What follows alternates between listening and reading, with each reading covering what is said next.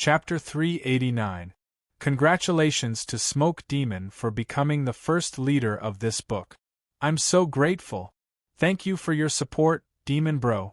At the same time, congratulations to South of Rosy Clouds for becoming the leader of this book. Thank you very much for your support.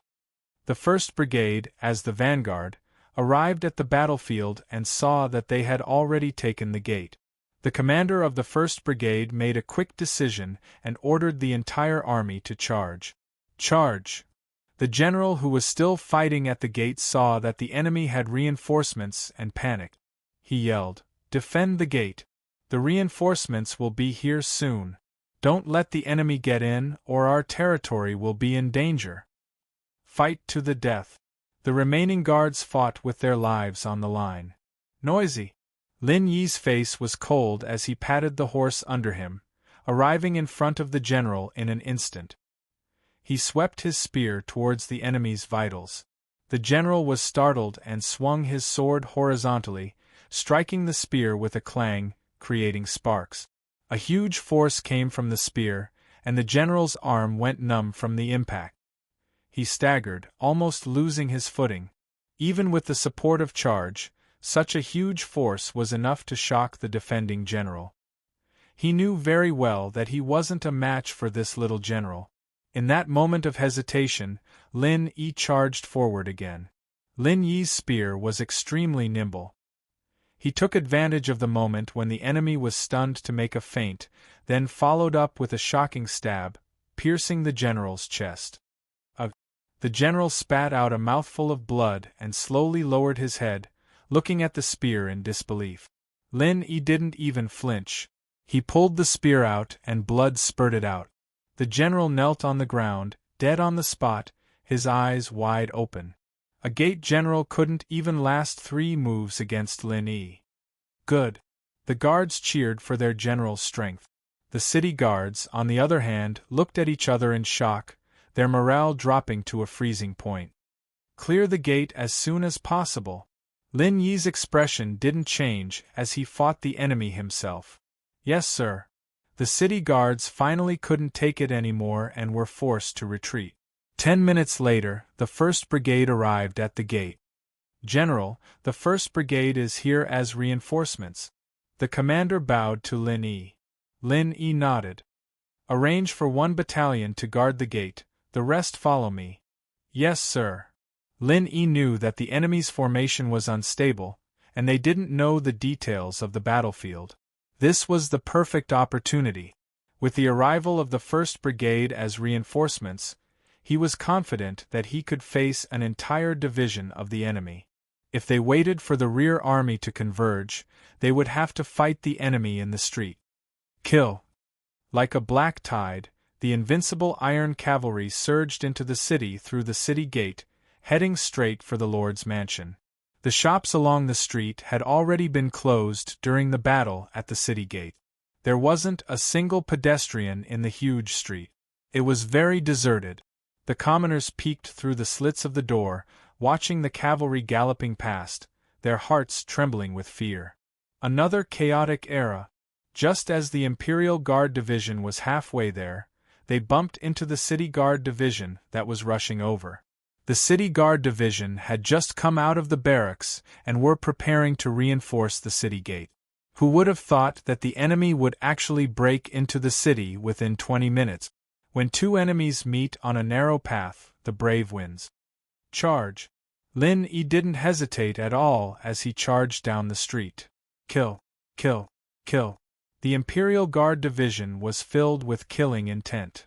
Formation. The general of the City Guard Division had no choice but to order his troops to form a formation and defend. The narrow street stretched the City Guard Division's troops into a long line, their heads and tails unable to see each other. Shields up! The frontmost sword and shield troops raised their shields fearfully under the command of their commander. Fire! The archers at the back started aiming at the enemy. Everything seemed to be in order, panicked but not chaotic. Unfortunately, it was like a mantis trying to stop a chariot. The City Guard Division that had formed a formation at the last minute was no different from paper in front of the powerful Imperial Guard Division. The Praetorian Guard Division was like a bulldozer, rumbling toward the City Guards Division at a speed of 75 kilometers per hour. All the enemies in their way were scattered, flattened, and turned into cold corpses. The long and narrow street had become the enemy's nightmare. How fast was the Imperial Guard Division's charge? The City Guard Division's archers had the most say. When they took out their arrows from their quiver, the enemy was still 1,000 meters away. When they knocked their arrows, the enemy was already 500 meters away. When they were ready to shoot, the enemy was already right in front of them. Sword and shield troops? Break through. Cavalry troops? Break through. Spear troops? Break through. Archer troops? Trample them to death. The City Guard Division was lined up densely on the long street, forming one military formation after another. However, they were unable to stop the Imperial Guard Division at all. They were like the Grim Reaper from hell, coldly and mercilessly harvesting lives. One after another, the military formations were torn apart at a speed visible to the naked eye like they were made of paper. The previously orderly army instantly turned into a pot of porridge. The soldiers pushed the generals, and the generals pushed the soldiers. It was chaos. Countless soldiers were knocked away by the Imperial Guard Division's cavalry, falling into the smelly gutters on both sides of the street. The long and narrow gutters were instantly filled with broken soldiers. How could this be? Seeing how strong the enemy was, the general of the City Guard Division paled. "General, we can't stop them, what do we do?" There was no room for maneuver in the street formation. The general's face was also unusually ugly as he roared, "What do we do? What else can we do? We have no way out, we can only fight to the death. Fight to the death. Fight to the death." Unfortunately, the cavalry didn't slow down at all. Even their shouts were uneven. Morale couldn't be used to win a war. For the first time, despair flashed across the general's face. The Imperial Guard Regiment was like a divine weapon, slicing the City Guard Regiment in half. Under Lin Yi's leadership, the soldiers' will was twisted into a rope. No matter who the enemy in front of them was, or how many there were, their only action was to charge, charge, and charge. Blades flashed, spears flashed, and lances raised. There were simply too many enemies, and they couldn't kill them all. More than half of them were pushed under the eaves on both sides of the street. In the face of such power, the scattered City Guard Division soldiers didn't dare to go forward and fight. They stared blankly at the Imperial Guard Division, heading straight for the Lord's mansion. The Imperial Guard Division had created another record. With less than a brigade, they had defeated an enemy 5 times their size. Impressive, Imperial Guard Division. "General, do we chase after them?" "It's useless." The general of the City Guard Division was dejected. "We can't fight against such a strong force." 1 hour. In just 1 hour, the Imperial Guard Division had completely taken over Leishan County. When Bai Qi led the rear army to Leishan County, the flag of Shanghai territory was already on the city wall. At this time, the team in charge of escorting the siege equipment was still on the way. The Imperial Guard Regiment had fought a beautiful vanguard battle, defending their glory. This was their first battle since they were formed, and they lived up to the name of Shanghai City's invincible army. The moment Leishan County was taken, Ouyang Shuo was sitting alone in his study. Suddenly, the sound of a system notification rang in his ears. System notification. Congratulations to player not wearing for taking over Gushan County. The reward is 1,000 merit points. Ouyang Shuo smiled, picked up the teacup, and slowly took a sip of the white tea, the fragrance of the tea filling the air. Less than an hour after the battle, Ouyang Shuo received a detailed battle report from the Black Snake Guards through the courier station.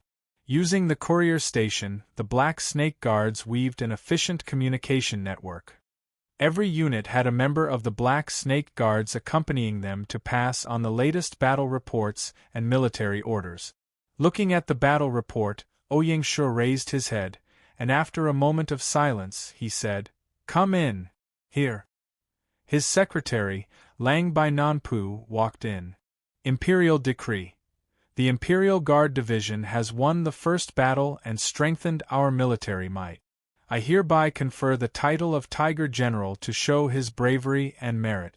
The rest of the soldiers will also be rewarded. Yes, sir. This was the first time Ouyang Shuo was conferred the title of general because of his merit. Except for Wang Feng, who was appointed as the commander of the Featherwood Guards, who was appointed as the Featherwood General. Before Shanghai City, only two divine generals, Bai Qi and Sun Bin, had obtained the title of general. Bai Qi was the commander-in-chief, and Sun Bin was the great general. According to the system of the Han and Tang dynasties, this was the highest military rank. In the Han dynasty, the Tiger General was a fifth-rank extra general, and it was usually conferred to the generals who fought bravely in battle. During the Three Kingdoms period, Eugene, Lu Meng, Zhao Yun, and other generals had received this title. It was already a great honor for Lin Yi to be conferred this title, and it was a first in Shanghai City. One could imagine how excited the others would be when the news of Lin Yi being conferred the title spread throughout the army. They would definitely hope to be conferred the title of general through their merit.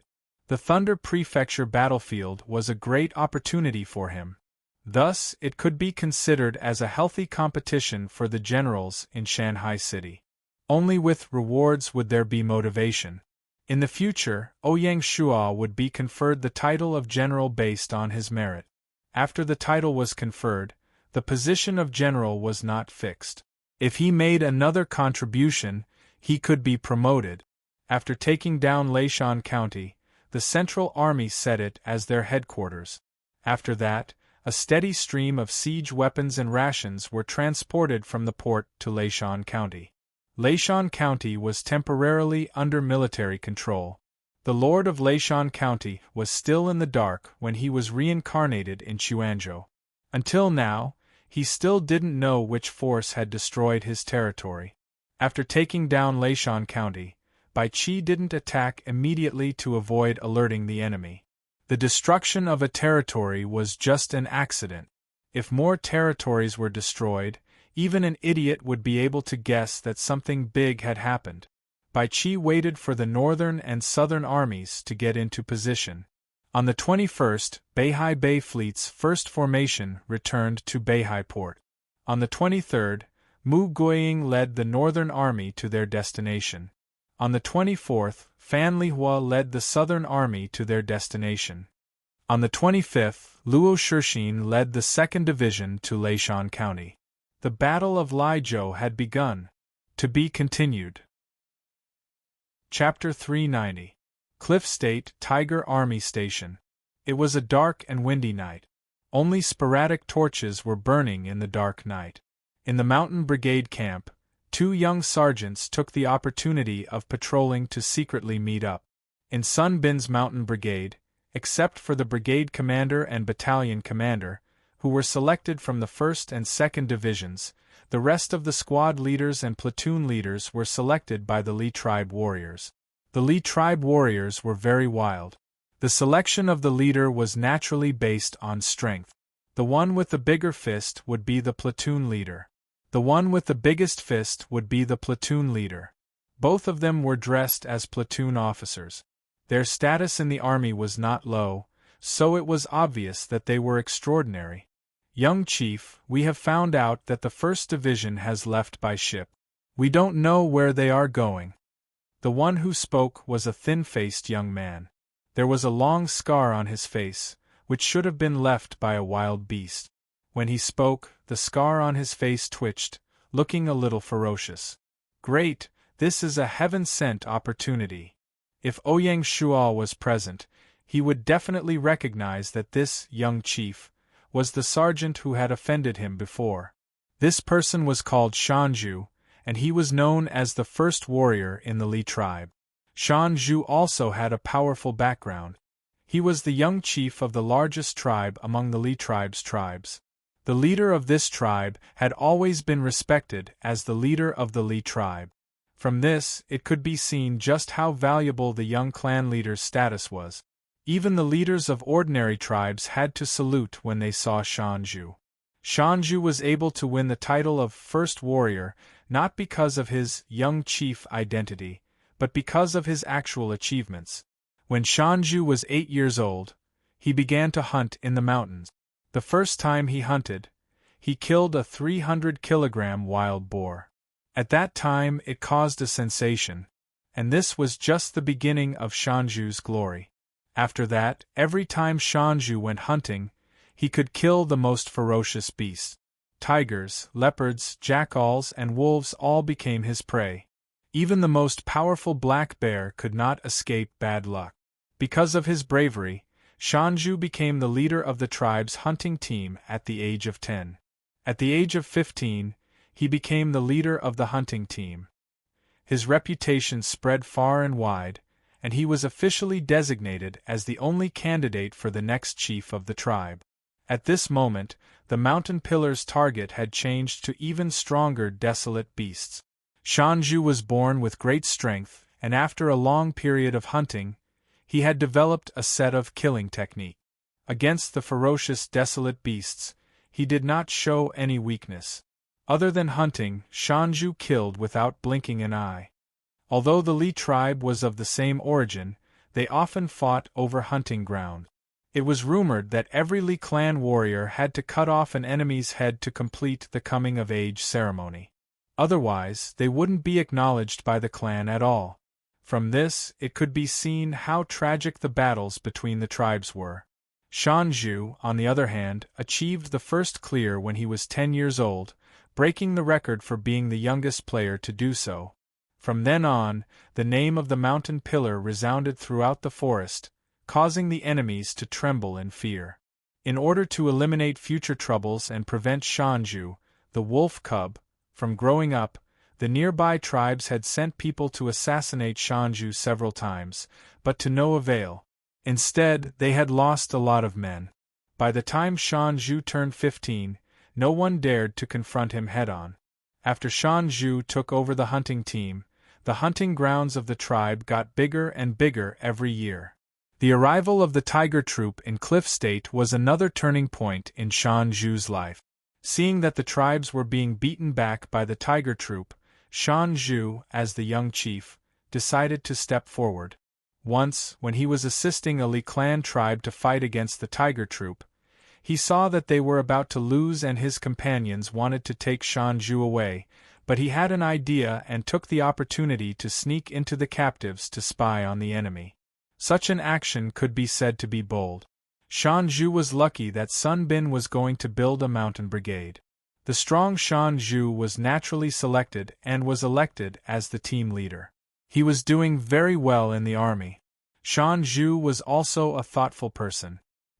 He studied the advanced art of war while scouting the enemy camp. Seeing that the 1st Division had left the camp, Shanju had an idea. He wanted to contact his clansmen who had retreated to Mount Wuji and launch a counterattack against the tiger troop. Shanju was not only physically strong, but also very smart. After a short contact, Shanju had clearly realized that if he couldn't launch a fatal blow to the tiger troop before the mountain brigade was officially formed, he would have no chance of winning in the future. But the 2nd Division is still there. Can we win? The scar-faced youth was a little hesitant. His tribe was besieged by the 2nd Division. There were so many brave warriors in his tribe, but under the iron hooves of the 2nd Division, they could only struggle bitterly. Don't we still have the inside men? As long as the mountain brigade is mobilized, victory is in our hands. Many of the prisoners of war in the mountain brigade knew Shanju, the young clan leader. Naturally, they gathered around Shanju. The scar-faced youth was one of them. The young chief is wise. The two were also cautious. After saying a few words, they walked away and disappeared into the night. They didn't expect that a pair of faint eyes had been watching them in the dark. Hey, the prey has finally taken the bait. Shan Zhu probably didn't even dream that just because he met Ouyang Shual once, he was closely watched by the military intelligence department. His every move was under the surveillance of the military intelligence department. After investigating Shan Zhu's identity, Commander Sun Bin chose to bide his time. Firstly, Sun Bin admired Shan Zhu and intended to promote him to the position of battalion commander. According to Sun Bin's plan, he was prepared to train a few Li tribe generals to be battalion commanders or even brigade commanders. Only true Li tribe warriors could truly tame Li tribe warriors. Secondly, Sun Bin also wanted to take the opportunity to investigate Shan Zhu's motives for joining the army. It was already late at night. The Tiger Army's commander's tent was still brightly lit. The orange light shone through the tent, giving people a trace of warmth. In the commander's tent, Sun Bin sat in a wheelchair, using the oil lamp, studying military books attentively. Before coming to Cliff Mountain City, he borrowed more than 10 military books from his grandfather and read them every night. The guard on duty walked in and said, reporting to the commander, "The military intelligence department's liaison officer is outside the tent asking for an audience. Come in." The one who walked into the commander's tent was the liaison officer of the military intelligence department stationed in the Tiger Army. "Commander, there's a new development on the Big Fish." Hearing this, Sun Bin's spirit shook. He put down the military book and said, "Speak quickly." The liaison officer repeated what he had seen and heard in full detail. After a long time, Sun Bin sighed, "What a pity, what a pity! Isn't the commander overestimating the young patriarch?" Seeing Sun Bin sigh, the liaison officer was somewhat unconvinced. Sun Bin shook his head and said, "You don't understand. What should we do next? Commander, please tell us if we should take them down directly?" The liaison officer knew that the territory was currently fighting a great battle in Thunder State. Cliff State was not suitable for any changes. Take them down? No. Sun Bin shook his head firmly and said, "They don't know that danger is an opportunity. I was worried that I couldn't do anything to them. Since they took the initiative to walk out of the Five Fingers Mountain, there's no reason not to accept them." Hearing this, the liaison officer did not say anything. He was only an intelligence officer and could not interfere with military decisions. Sun Bin did not expect him to answer and said with a smile, "Continue to monitor them." "Yes." The liaison officer responded and retreated. The night was as dark as ink and not a sound could be heard. Who knew how much danger was hidden in this? Shanghai City's all-out invasion was like a bolt of lightning that exploded in the sky of Thunder State. On the 24th of May, Mu Guiying led the Northern Army and smoothly took down Hengshan County. On the 25th of May, Fan Lihua led the Southern Army and after a day of fierce battle, took down Heian County. The next day, with 3 third-grade counties as the center, 3 armies began a frenzied sweep. The various armies basically took down a city every 2 days and swept through Thunder State. Beitan County, Jishui County, Liangdong County, Qingyue County, Songzhou County, Chujie County, and Qianshan County. Many famous territories fell one after another and were completely wiped out of existence. When the citizens of the territories woke up, they found that the ruler had changed. The reincarnation hall in Chuanzhou had a steady stream of players reincarnating. Those who did not know would have thought that another guild war had occurred outside of Chuanzhou City. Who would have thought that these players were killed in their territories? The entire Thunder State groaned under the assault of the Shanghai City Army. In less than a week, half of Thunder State had fallen. Thunder State was shocked, Lingnan was shocked, and the entire China region was shocked. Who would have thought that the Lianzhou Marquis would have the courage to attack Thunder State? Amidst the clamor, the Yan-Huang alliance was exceptionally silent. The Yan-Huang alliance seemed to be interfering in Thunder State's affairs. Within the Thunder State, all of the territories that had not yet been conquered found members of the Yan-Huang alliance, but were all rejected. As such, there were rumors that the Yan-Huang alliance was afraid of Shanghai City, and did not dare to accept the challenge. Ouyang Shuo naturally would not be so arrogant. From what he could see, there were two reasons for the Yan-Huang alliance's actions. Firstly, if the Yan-Huang alliance sent reinforcements to Thunder State, not only would they be useless, but they would also be harming others without benefiting themselves. The Yan-Huang alliance was not stupid, and would not allow others to use them. Secondly, the Yan-Huang alliance could not afford to be distracted, as they were also preparing for a large military operation. After a period of silence, the Yan-Huang alliance, whether it was the members or the major factions, had all completed a new round of cooperation and reshuffling. The most important thing in front of Di Chen and the others was to quickly become a marquis, otherwise everything else would be for naught. In order to quickly raise their marquises, without any battles, the various rebel armies were the best targets. As long as they could take down the rebel armies, the achievement points they would receive would not be less than participating in a battle. After all, this was a true rebel army on the main map. Since the Yan-Huang alliance did not move, Ouyang Shuo was naturally happy to see this happen. In order to smoothly take over the 10 or so cities, Ouyang Shuo sent the 4 heads to Thunder State. The 4 heads were each in charge of their own matters. The military head Du Ruhui was in charge of selecting and reorganizing the prisoners of war. The administrative head Fan Zhongyan was in charge of selecting and removing officials. The internal affairs head Wei Yang was in charge of restoring order and investigating important figures, and the finance head Chui Yingyu was in charge of rebuilding and restoring the local economy. The 4 of them brought their own assistants, rushing from city to city. Ouyang Shuo continued to oversee Shanghai City, remotely commanding and controlling the overall situation. If things continued like this, taking over the entire Thunder State would only be a matter of time. On the 3rd of June, the situation in Thunder State suddenly changed. To be continued. Chapter 391. Seeing that more than half of the Liezhou had fallen, and that the Yan-Huang alliance had no intention of interfering, one of the local leaders finally stood out. He was the leader of the Yan-Luo County's Smoke and Fire Demon. Yan-Luo County was also a third-class county. It was located in the south-central region of Liezhou, adjacent to the Liezhou Bay in the east.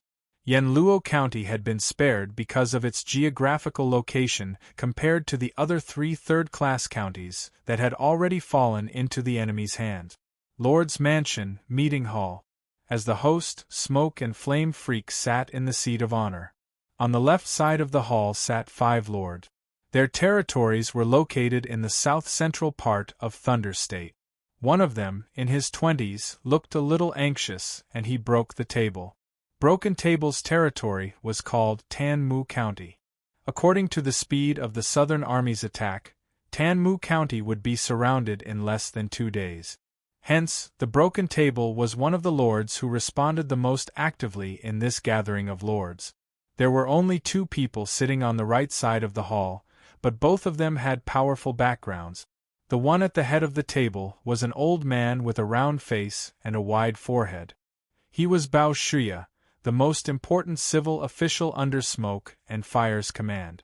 Speaking of Bao Shuya, one had to mention Guanzhong, the famous prime minister who had helped Duke Huan of Qi achieve hegemony. The friendship between Guan and Bao had always been a story of praise. In fact, although Bao Shuya was not as capable as Guanzhong, he was still a capable minister.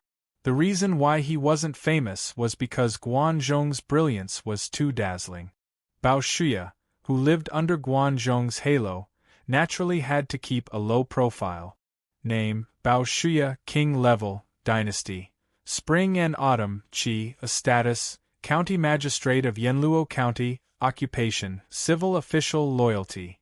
80 points, Commander, 45 Martial Power, 30 Intelligence, 70 Politics, 70 Specialty, Awe-inspiring Righteousness, increases the incorruptibility of the territory by 40, Recruiting Talents, increases the talent development rate of the territory by 25, Evaluation. It's not easy to know a person, but it's hard to know a friend.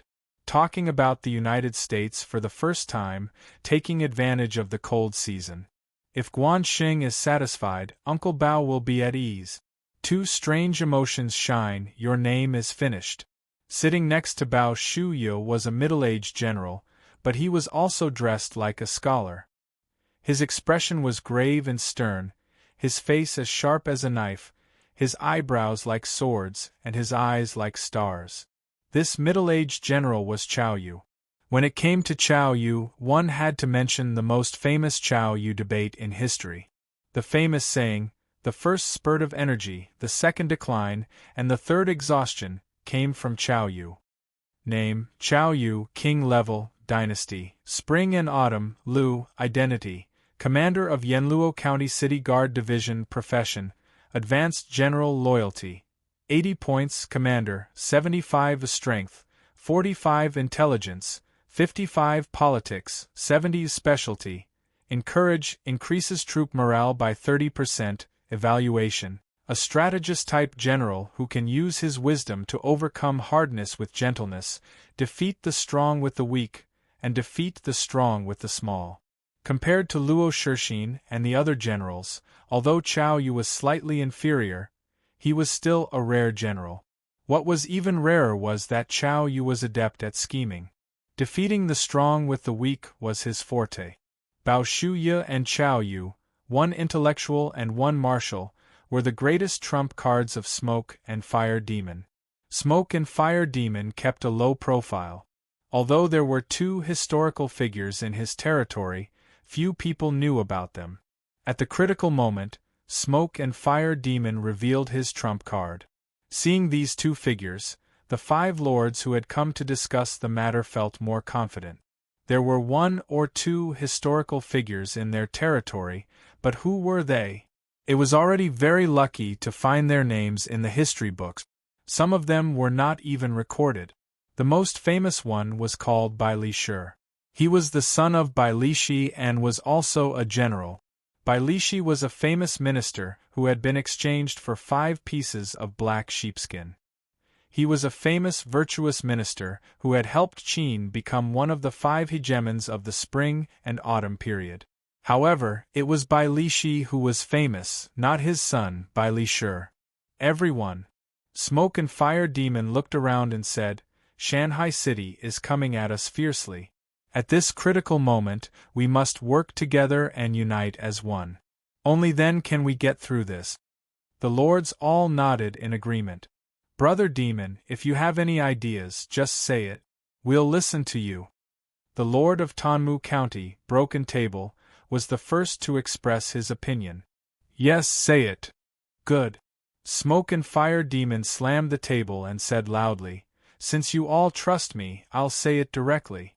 When the time comes, we should form an alliance and use the advantage of teleportation to catch the enemy off guard. As soon as he finished speaking, there was another round of discussion in the hall. Brother Demon, it's not impossible to form an alliance. The problem is, according to you, if we gather our forces together, what will happen to our territory? Without an army to defend it, the army of Shanghai City could take it down at any moment. The lords were also shrewd people, and it was not that easy to fool them. Fool. The one who spoke was not Smoke and Fire Demon, but Broken Table. Broken Table stood up excitedly and said loudly, Without the lips, the teeth will be cold. If the skin is gone, where will the hair attach to? Don't you all understand this simple principle?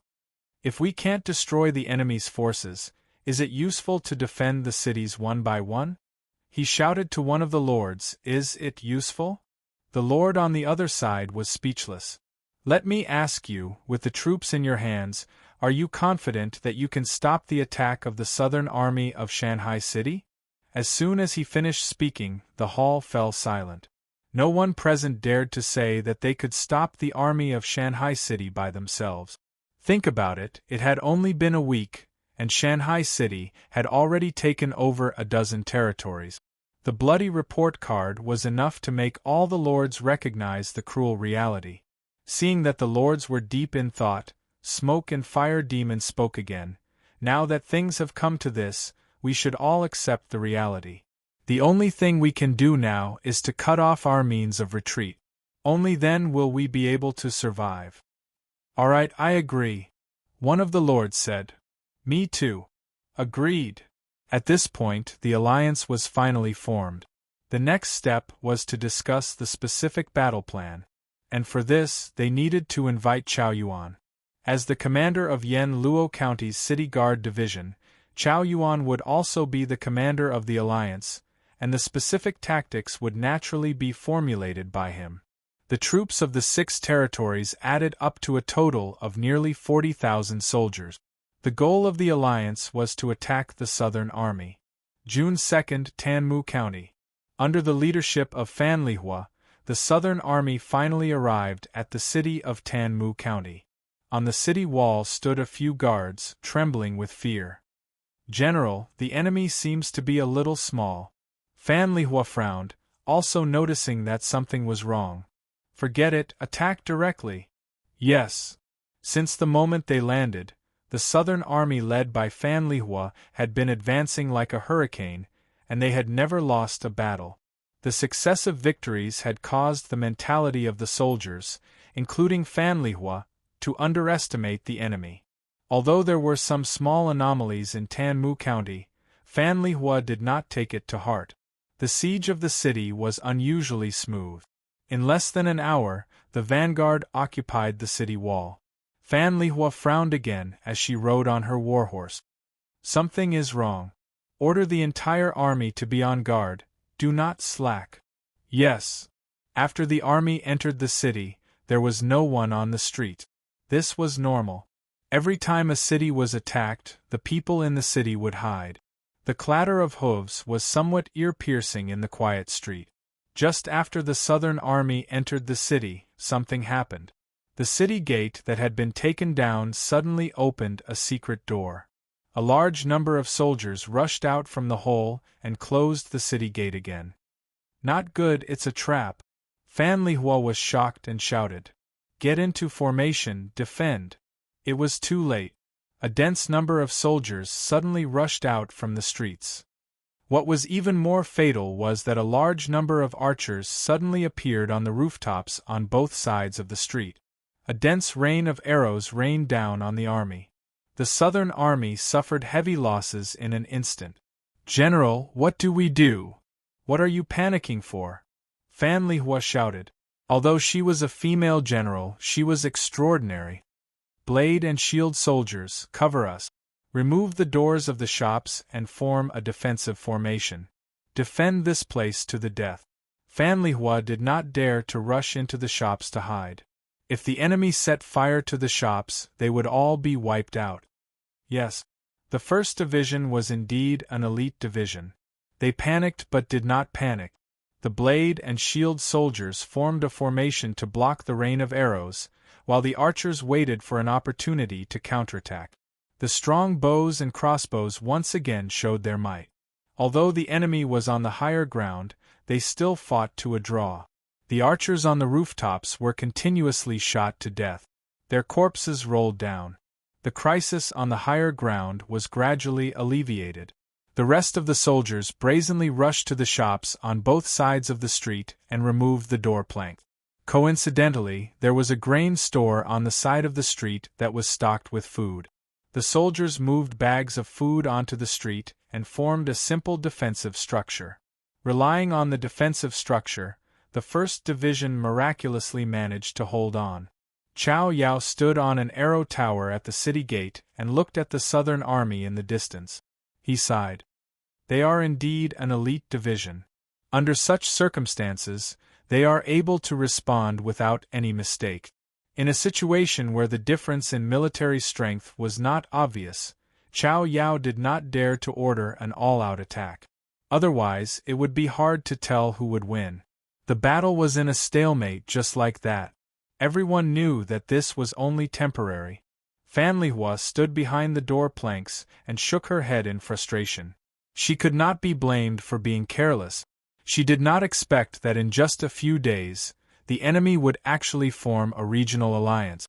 Using the advantage of teleportation, the Allied army caught the Southern Army off guard. Fortunately, the 1st Division was not to be trifled with. As long as the situation was stabilized, there was still a chance. Fan Lihua's trump card was Luo Shixin's division, which was the main support of the army. As long as Luo Shixin led the 2nd Division of the Dragongxiang Legion to reinforce them, the siege of Tanmu district would immediately be lifted. Not only that, but they could also wipe out the allied army. This way, the central and southern parts of Lei province would fall prematurely. Fan Lihua was waiting. Cao Yao was also waiting. Although the allied army had the geographical advantage, their military strength was more than twice that of the enemy. However, Cao Yao still did not have the confidence to completely wipe out the enemy. Cao Yao was also waiting for reinforcements. His master, Smoke and Fire Demon, was actively contacting the other lords to pull them into the alliance and then teleporting to Tanmu district. This way, they would have the absolute advantage in military strength and the momentum of MT Tai to wipe out the southern army. Once the southern army was wiped out, the situation on the battlefield would be reversed. Both sides were in a race against time. The 2nd Division led by Luo Shixin would need at least 2 days to reach Tanmu district. Could Smoke and Fire Demon find reinforcements in 2 days? Everything was unknown. The news of the southern army being besieged spread across Lei province. This victory came at the right time. The invincible image of Shanghai City's army was instantly shattered. The biggest variable in the Battle of Lei province had appeared. To be continued. Chapter 392. The situation in the south-central region of Laizhou allowed the northern region to see a glimmer of hope. The 7 territories in the north quickly formed an alliance under the leadership of Qiantang County. They formed an army of 50,000 people to fight against the northern army led by Mu Guiying. The commander of the army was the commander of Qiantang County's Guard Regiment, Wei Zhang. Wei Zhang and Wei Zhang had a relationship similar to that of Wei Ran and Bai Qi. Wei Zhang and Zhang Yi's relationship was similar to Bai Qi's relationship with Wei Ran. They were both trusted generals recommended by the ministers to command troops. After King Huiwen's death, his son King Wu succeeded the throne.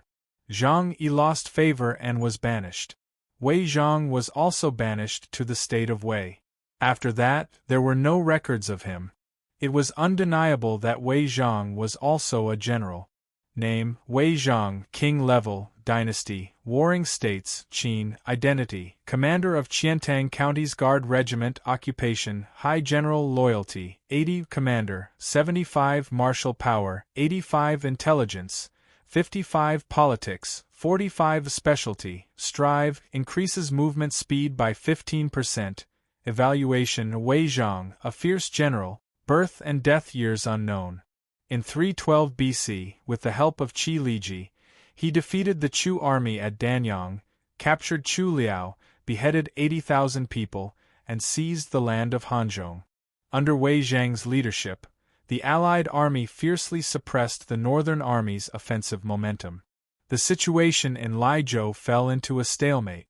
Shanghai City's momentum was stopped, and the entire war entered the second phase, a stalemate. Leishan County Magistrate, the Expeditionary Army's headquarters. Bai Qi sat in front of a desk. Behind him was a map of Laizhou drawn by the Military Intelligence Department. Although the situation in Laizhou had changed, Ouyang Shua did not give any orders to Bai Qi. He still entrusted Bai Qi with all matters of Laizhou and did not interfere. Bai Qi was grateful for the Marquis's trust. He had to repay this trust with his actions. Luo Shixin led the 2nd Division to Tanmu County to reinforce the southern army.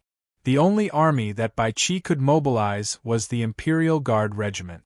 The central and northern regions had formed an alliance, and the central region of Laizhou had a rare gap in their defense.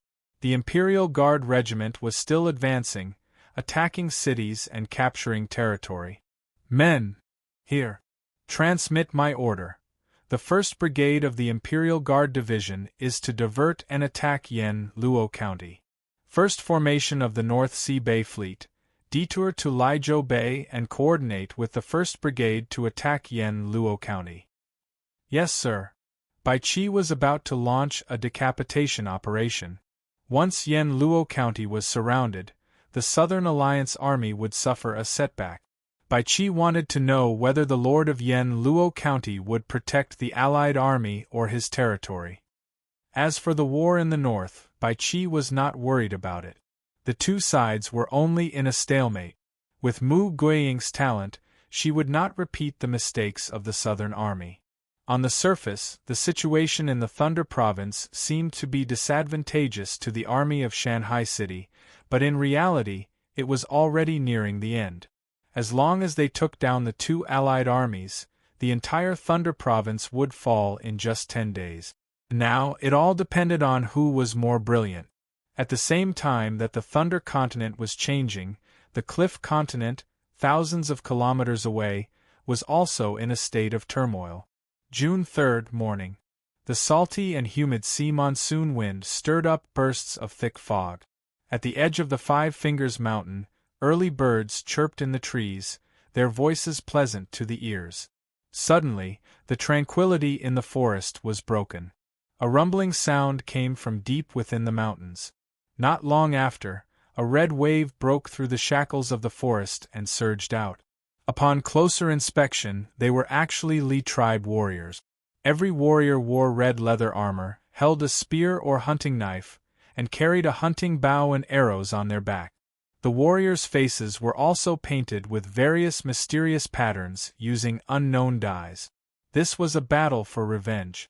In the words of the tribe leader, they were despicable invaders who had occupied their hunting grounds, making it impossible for them to hunt wild boars and tigers. They had to use the blood of their enemies to defend their honor. This time, the Li tribe suddenly sent out an army of 60,000, preparing to surround the Tiger Army. The mighty army swept through everything in its path. The warriors occasionally let out strange roars, as if they were going out to hunt.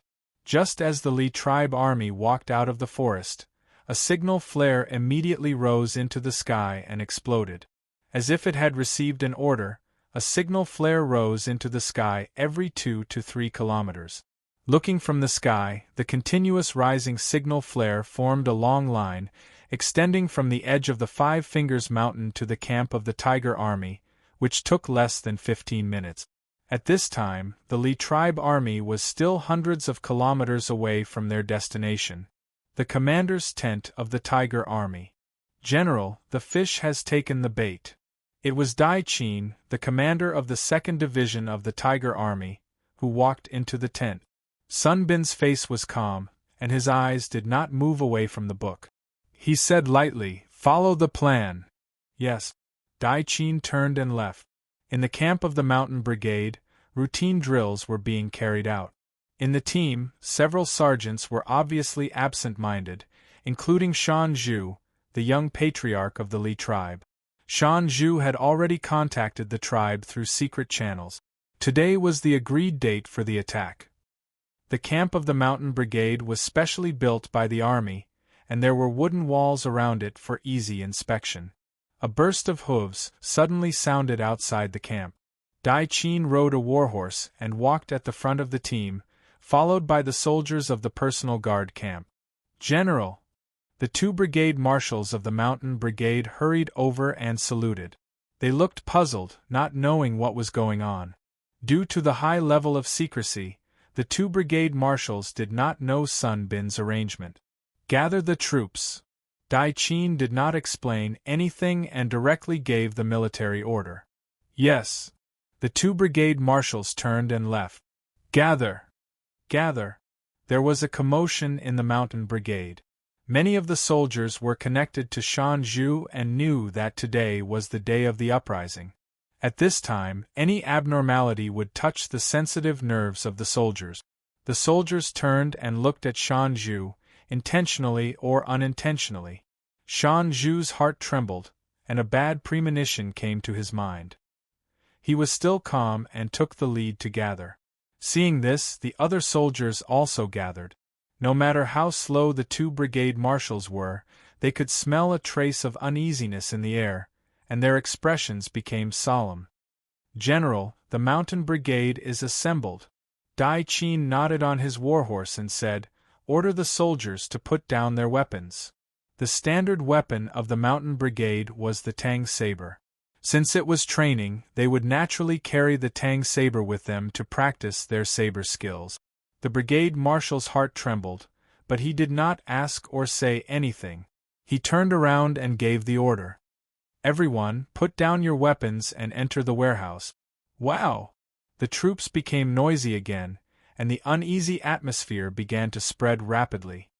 "Why should we put down our weapons?" "That's right, why should we?" Some soldiers were unconvinced and retorted. "How dare you?" The brigade marshal was furious and said sternly, "This is an order. After training for so long, have you forgotten the most basic military discipline? We don't accept this." The soldiers ignored the brigade marshal's words and continued to clamor. The two brigade marshals' faces instantly darkened. In front of the division commander, the troops they led were so disrespectful. It really made them lose face. In the crowd, Shan Zhu's expression was also ugly. With his strong intuition, Shan Zhu vaguely realized that their actions might have been exposed. If they put down their weapons at this time, it was tantamount to seeking death. Thinking of this, Shan Zhu tightened his grip on the Tang saber, and his eyes gradually turned cold. Seeing Shan Zhu's reaction, more soldiers left the troops and surrounded Shan Zhu. Some of the soldiers who were not roped in by Shan Zhu could not help but turn pale when they saw this scene. Everyone knew that something big was going to happen. "What, do you want to rebel?" At this moment, Dai Qin rode over on his warhorse, escorted by his personal guard camp. Shan Zhu stared at Dai Qin and did not say a word. The air, at this moment, froze, and it was suffocating. A mutiny on the verge of breaking out. Dai Qin's expression instantly turned cold, and he waved his hand. As he moved, on the wooden walls around the camp, a dense number of archers suddenly appeared. These archers were naturally the cavalry of the 2nd Division. Tens of thousands of arrows were aimed at the mountain brigade below the camp. Wow! There was another commotion in the crowd, and some of the soldiers who were close to Shan Zhu could not help but turn pale. The situation was already very clear. If the mountain brigade dared to resist, they would immediately end up being pierced by thousands of arrows. Shan Zhu's face also turned pale. He knew that he had failed. Not only him, but the entire tribe could not escape the fate of failure. Ridiculous, ridiculous. Ridiculous that he thought that he was smart, but he did not expect that his every move was under the enemy's surveillance. In the current situation, he could only fight to the death to defend the last dignity of the Li tribe warriors. Thinking of this, Shan Zhu raised the Tang knife in his hand and said loudly, "Warriors, use the enemy's blood to defend the tribe's dignity. Are you willing to die with me? Live and die together. Live and die together." As expected of a group of hot-blooded men, they were willing to die together. Dai Qin was not moved. He circulated his internal force, and his voice reached the ears of every soldier. "Shan Zhu, right?" Yes. Shan Zhu had completely thrown caution to the wind. Dai Qin shook his head and said, "To think that the marshal admired you so much, but you are a boorish man. You." Shan Zhu was furious. The glory of a warrior is not to be blasphemed. "Stupid!" Dai Qin shouted, and the ears of the soldiers rang, and they could not help but feel shocked. "You've died a happy death. But have you ever thought about what kind of fate your tribe will face? You only know how to be a hero and disregard the lives of your tribe. What kind of hero are you?" Hearing this, Shan Zhu's face turned pale. "Surrender, and give your tribe a chance to be reborn." Clang! The Tang knife fell to the ground, making a crisp sound. To be continued. Chapter 393. P.S. The structure of the territory has been uploaded, including the structure of the government and the structure of the army. Those who can't remember can go take a look. The two mountain brigades, a total of 5,000 soldiers, All had their weapons confiscated and were temporarily detained. Shan Zhu and a few other warriors, who were mainly involved in the instigation, would be investigated by the Department of Military Law. After settling the internal problems, Dai Qin led the 2nd Division and prepared to face the 60,000 Li clan army. If he wanted to subdue the Li clan natives, he had to bleed. After receiving Sun Bin's report, Ouyang Shua even took the risk and transferred 3,000 Featherwood Guards to Cliff Mountain City to help. If he wanted to defeat many with fewer, the best way was naturally to set up an ambush. When the Li clan army approached the Tiger Army's camp, what they saw was a quiet camp.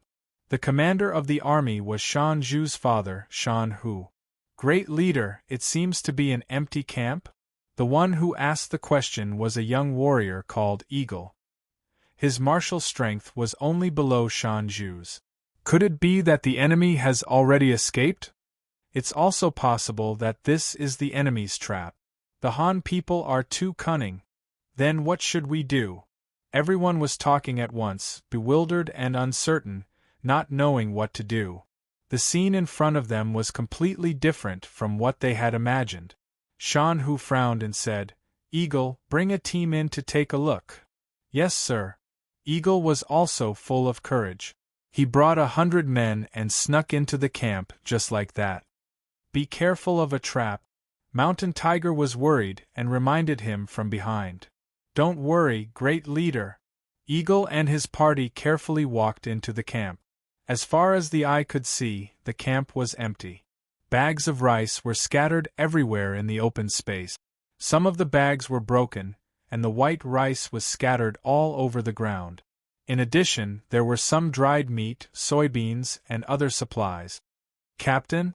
The team members looked at Eagle in unison. "Let's search the house again." Eagle looked carefree, but his heart was extremely meticulous. "Understood."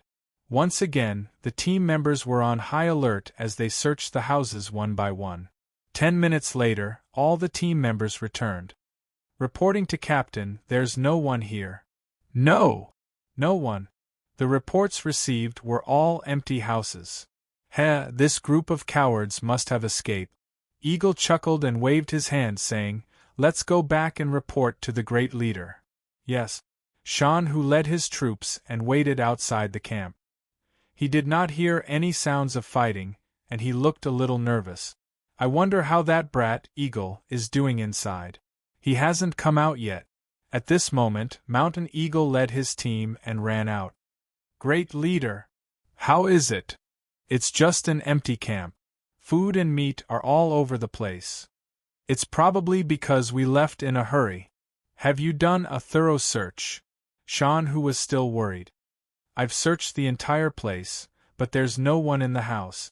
"All right." Shan Hu was overjoyed. He turned his head and said, "Everyone, listen up. Everyone, enter the camp and rest for the night. Early tomorrow morning, we will attack Cliff Mountain City." "All right." The army cheered and their morale soared. The encampment of the Tiger Brave Legion was built according to the organization of 4 divisions. Thus, the 60,000 Li clan soldiers did not feel crowded at all. Seeing the rice and dried meat scattered all over the camp, the soldiers howled. When he opened the granary and saw the mountains of rice and dried meat hanging on the walls, he became even more excited. There were even jars of wine stacked in the corner of the warehouse. Wine was the favorite of the Li clan soldiers. Smelling the fragrance of the wine, the group of young soldiers drooled. "Great leader?" Eagle took the lead and looked at Mountain Tiger with anticipation. Mountain Tiger was also happy. He smiled and said, "Brats, look at how greedy you are. Tonight, the entire army will hold a bonfire party.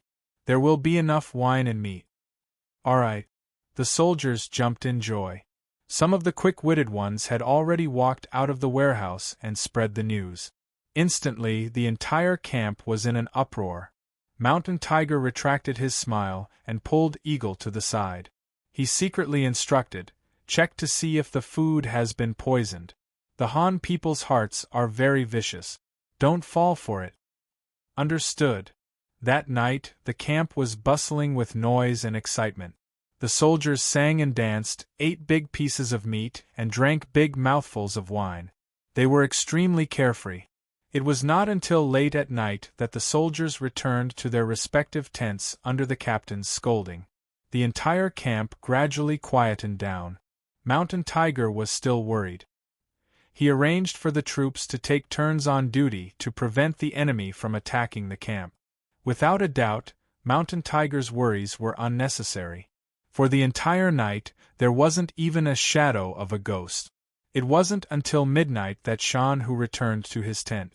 It was so dark outside the camp that he couldn't even see his own fingers.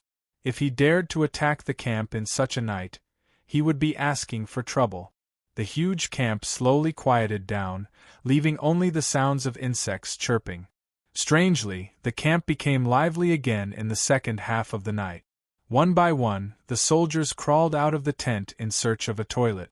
Because there were too many people who wanted to use the toilet, there was a long line in front of the toilet. Some of the soldiers couldn't hold it in any longer.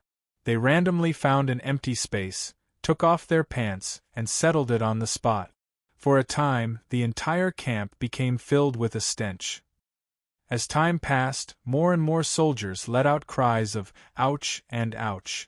As he shouted, he ran out to settle it. Even Mountain Tiger was no exception.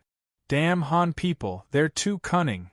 Mountain Tiger cursed as he clutched his stomach. "Go, call Eagle over." Mountain Tiger was extremely angry. Sigh hiss, "Yes sir." The guard clutched his stomach as he went to look for Eagle. Not long later, Eagle rushed over weakly. "Bastard, didn't I ask you to check if you were poisoned?" When he saw Eagle, Mountain Tiger scolded him to his face. It was really smelly.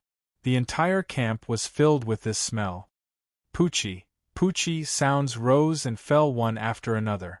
With a bitter face, Eagle replied innocently, "Great leader, you're wrongly accused. We've checked the food and dried meat one by one, and even fed them to the animals in advance. They're all fine, they're indeed not poisoned." Then what's going on now? Mountain Tiger was furious. Wine. Eagle's face was filled with certainty as he said fiercely, "It must be wine. Damn Han people, they must have put laxatives in the wine. It's impossible to find out." Wine. Mountain Tiger was stunned. He instantly believed Eagle's words and said fiercely, "Fuck, I won't drink anymore. Drinking will cause trouble." The ordinary guards had faces full of disbelief. Who didn't know that the great leader was addicted to alcohol? It would be better to take his life. "Great leader, what should we do now? What should we do?" The great leader muttered to himself, "How many people have never drunk before? Basically none." The warriors of the Li clan were addicted to alcohol. Who didn't know how to drink? If one's alcohol tolerance wasn't good enough, they would be ridiculed by others. Thus, almost all of the 60,000 soldiers were poisoned. The fact that thousands of jars of fine wine in the warehouse had been emptied in a single night was the best proof of this. That night, the 60,000 soldiers spent their time in the toilet. Some of the soldiers simply didn't go to the barracks and squatted on the open ground. The scene was spectacular. In a single night, the 60,000 soldiers had all turned into soft-footed shrimp. The entire camp also became filled with a stench. The next morning, when the 2nd Division surrounded them, the soldiers all covered their noses. It was too smelly. Dai Qin rode on his warhorse and looked at the scene in front of him. In his heart, he couldn't help but admire Commander Sun Bin. What was this called? As they talked and laughed, the oars turned into ashes. Charge in and take them down. Yes. In the real battle, the 2nd Division's tactical attainments were vividly displayed. Just now, they were still covering their noses, but when they received the order, they repeatedly turned into noseless men. They ignored the stench in the air and charged into the camp with iron discipline and expressionless faces. The Li clan soldiers who had diarrhea all night were all soft-footed shrimp. In the face of the ferocious Shanghai City army, they could only quickly lay down their arms and surrender. Seeing that the battle was going smoothly, Wang Feng, who was following behind the army, immediately bid farewell to Sun Bin. "Great General, we'll take our leave." Sun Bin sat in his wheelchair and said with a smile, "Go, thank you, Marquis." Just like that, the 60,000 Li clan soldiers that came with a menacing momentum were subdued by Sun Bin in a dramatic manner. After keeping the army in custody, Sun Bin's first order was to thoroughly clean the camp. After cleaning for an entire day, the stench gradually dissipated. When Shan Hu, Shan Ing, and the other leaders were escorted to the commander's tent, their faces were full of dissatisfaction. "What, you're not satisfied? Despicable." Shan Hu's eyes were as wide as a bull's. Don't be dissatisfied." Sun Bin smiled and said, "If you really hide in the Five Fingers Mountain for the rest of your lives, I might not be able to do anything to you. But if you run out of the forest, I have 100 ways to defeat you. Do you believe me?" "Who doesn't know how to boast?" Shan Hu was still disdainful. Sun Bin shook his head and said to his personal guard, "Bring them here." Yes. Soon, Shan Zhu and the scar-faced youth were escorted into the tent. Shan Zhu. Shan Hu was shocked, and a trace of joy flashed in his eyes. Originally, Shan Hu thought that according to the current situation, Shan Zhu had most likely been killed. He didn't expect that Shan Zhu was still alive. It was good that he was alive. "Father."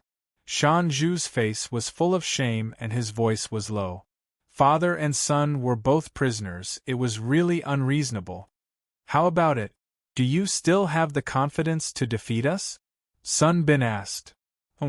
Shan Hu knew that since Shan Zhu had been exposed in advance, their plan had long been foiled, but he still stubbornly said, "With real swords and real spears, the men of the Li clan are not afraid of you."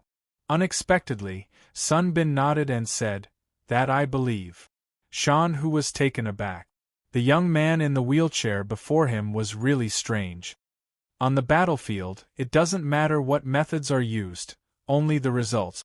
Sun Bin changed the topic and said, "The results are that we won and you lost. Am I right?" Shan Hu was stunned and said unyieldingly, "If you want to kill or plunder, do as you please." Chapter 394. Why should I kill you? Sun Bin would not do anything stupid. Shan Hu's position and significance among the Li tribe natives was extraordinary. If he was really killed, Cliff Mountain City would become enemies with the Li tribe natives, and it would be impossible to win their hearts. "Then let me go." Seeing that his life was not in danger, Shan Hu became arrogant again. "Let you go? Impossible." Sun Bin had recently become familiar with military books, and knew of Zhuge Liang's 7 capture of Menghu. But he would not do such a time-consuming and laborious thing. Where would he have the time to do so? "You!" Shan Hu was furious. "What do you want?" "Cooperation." "Cooperation." "That's right." Our Li tribe has lived here for generations. We will not cooperate with you Han people." Shan Hu was still stubborn. He did not trust the Han people. Sun Bin shook his head regretfully. "You don't want to cooperate? Then there's no other way. In order to eliminate all future troubles, I can only chop off your heads. I want to see how the old, weak, women, and children in the mountains will fight against my army." Sun Bin said it casually, but Eagle and Mountain Pillar broke out in cold sweat when they heard it. If you want to kill, then kill. There is no coward among the Li tribe warriors."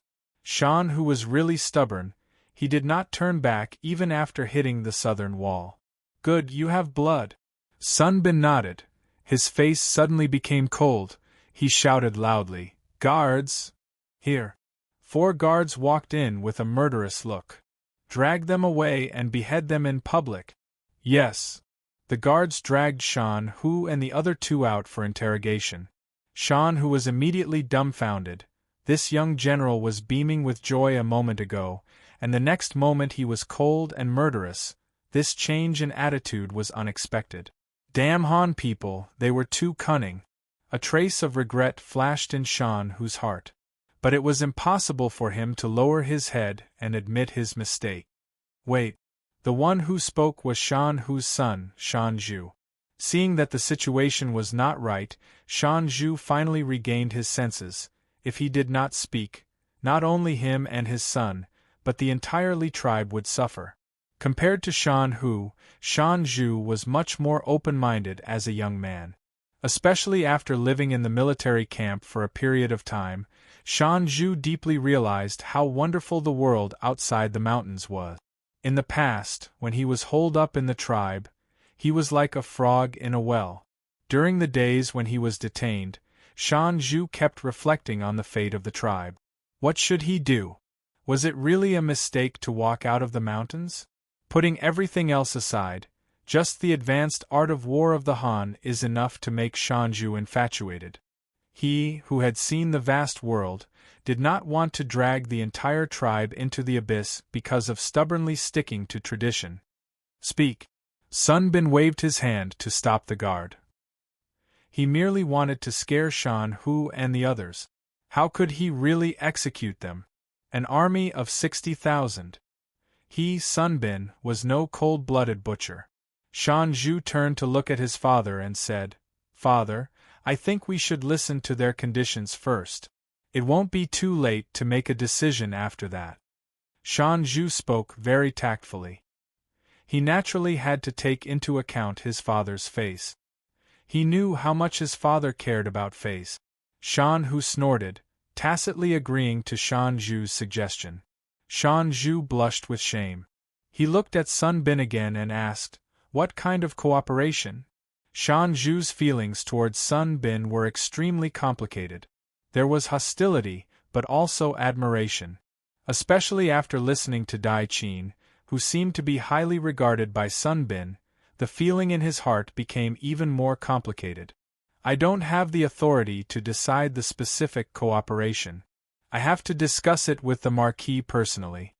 Sun Bin was only a general, so naturally, he could not decide the allegiance of a tribe. Although the Marquis had given him great power, Sun Bin would not act recklessly and overstep his boundaries. Otherwise, he would be committing a great taboo. Scrupulously abiding by the way of a general was the bottom line and principle of every general. "All right, General, please introduce us to the Marquis of Lian Province." One had no choice but to lower one's head. For some reason, the Marquis of Lian Province, whom he had only met once, suddenly flashed across Shan Zhu's mind. What would the future be like? The next day, accompanied by Sun Bin, Shan Hu and his son were teleported to Shanghai City to see Ouyang Shu. After receiving the news, Ouyang Shu received the father and son in the main hall.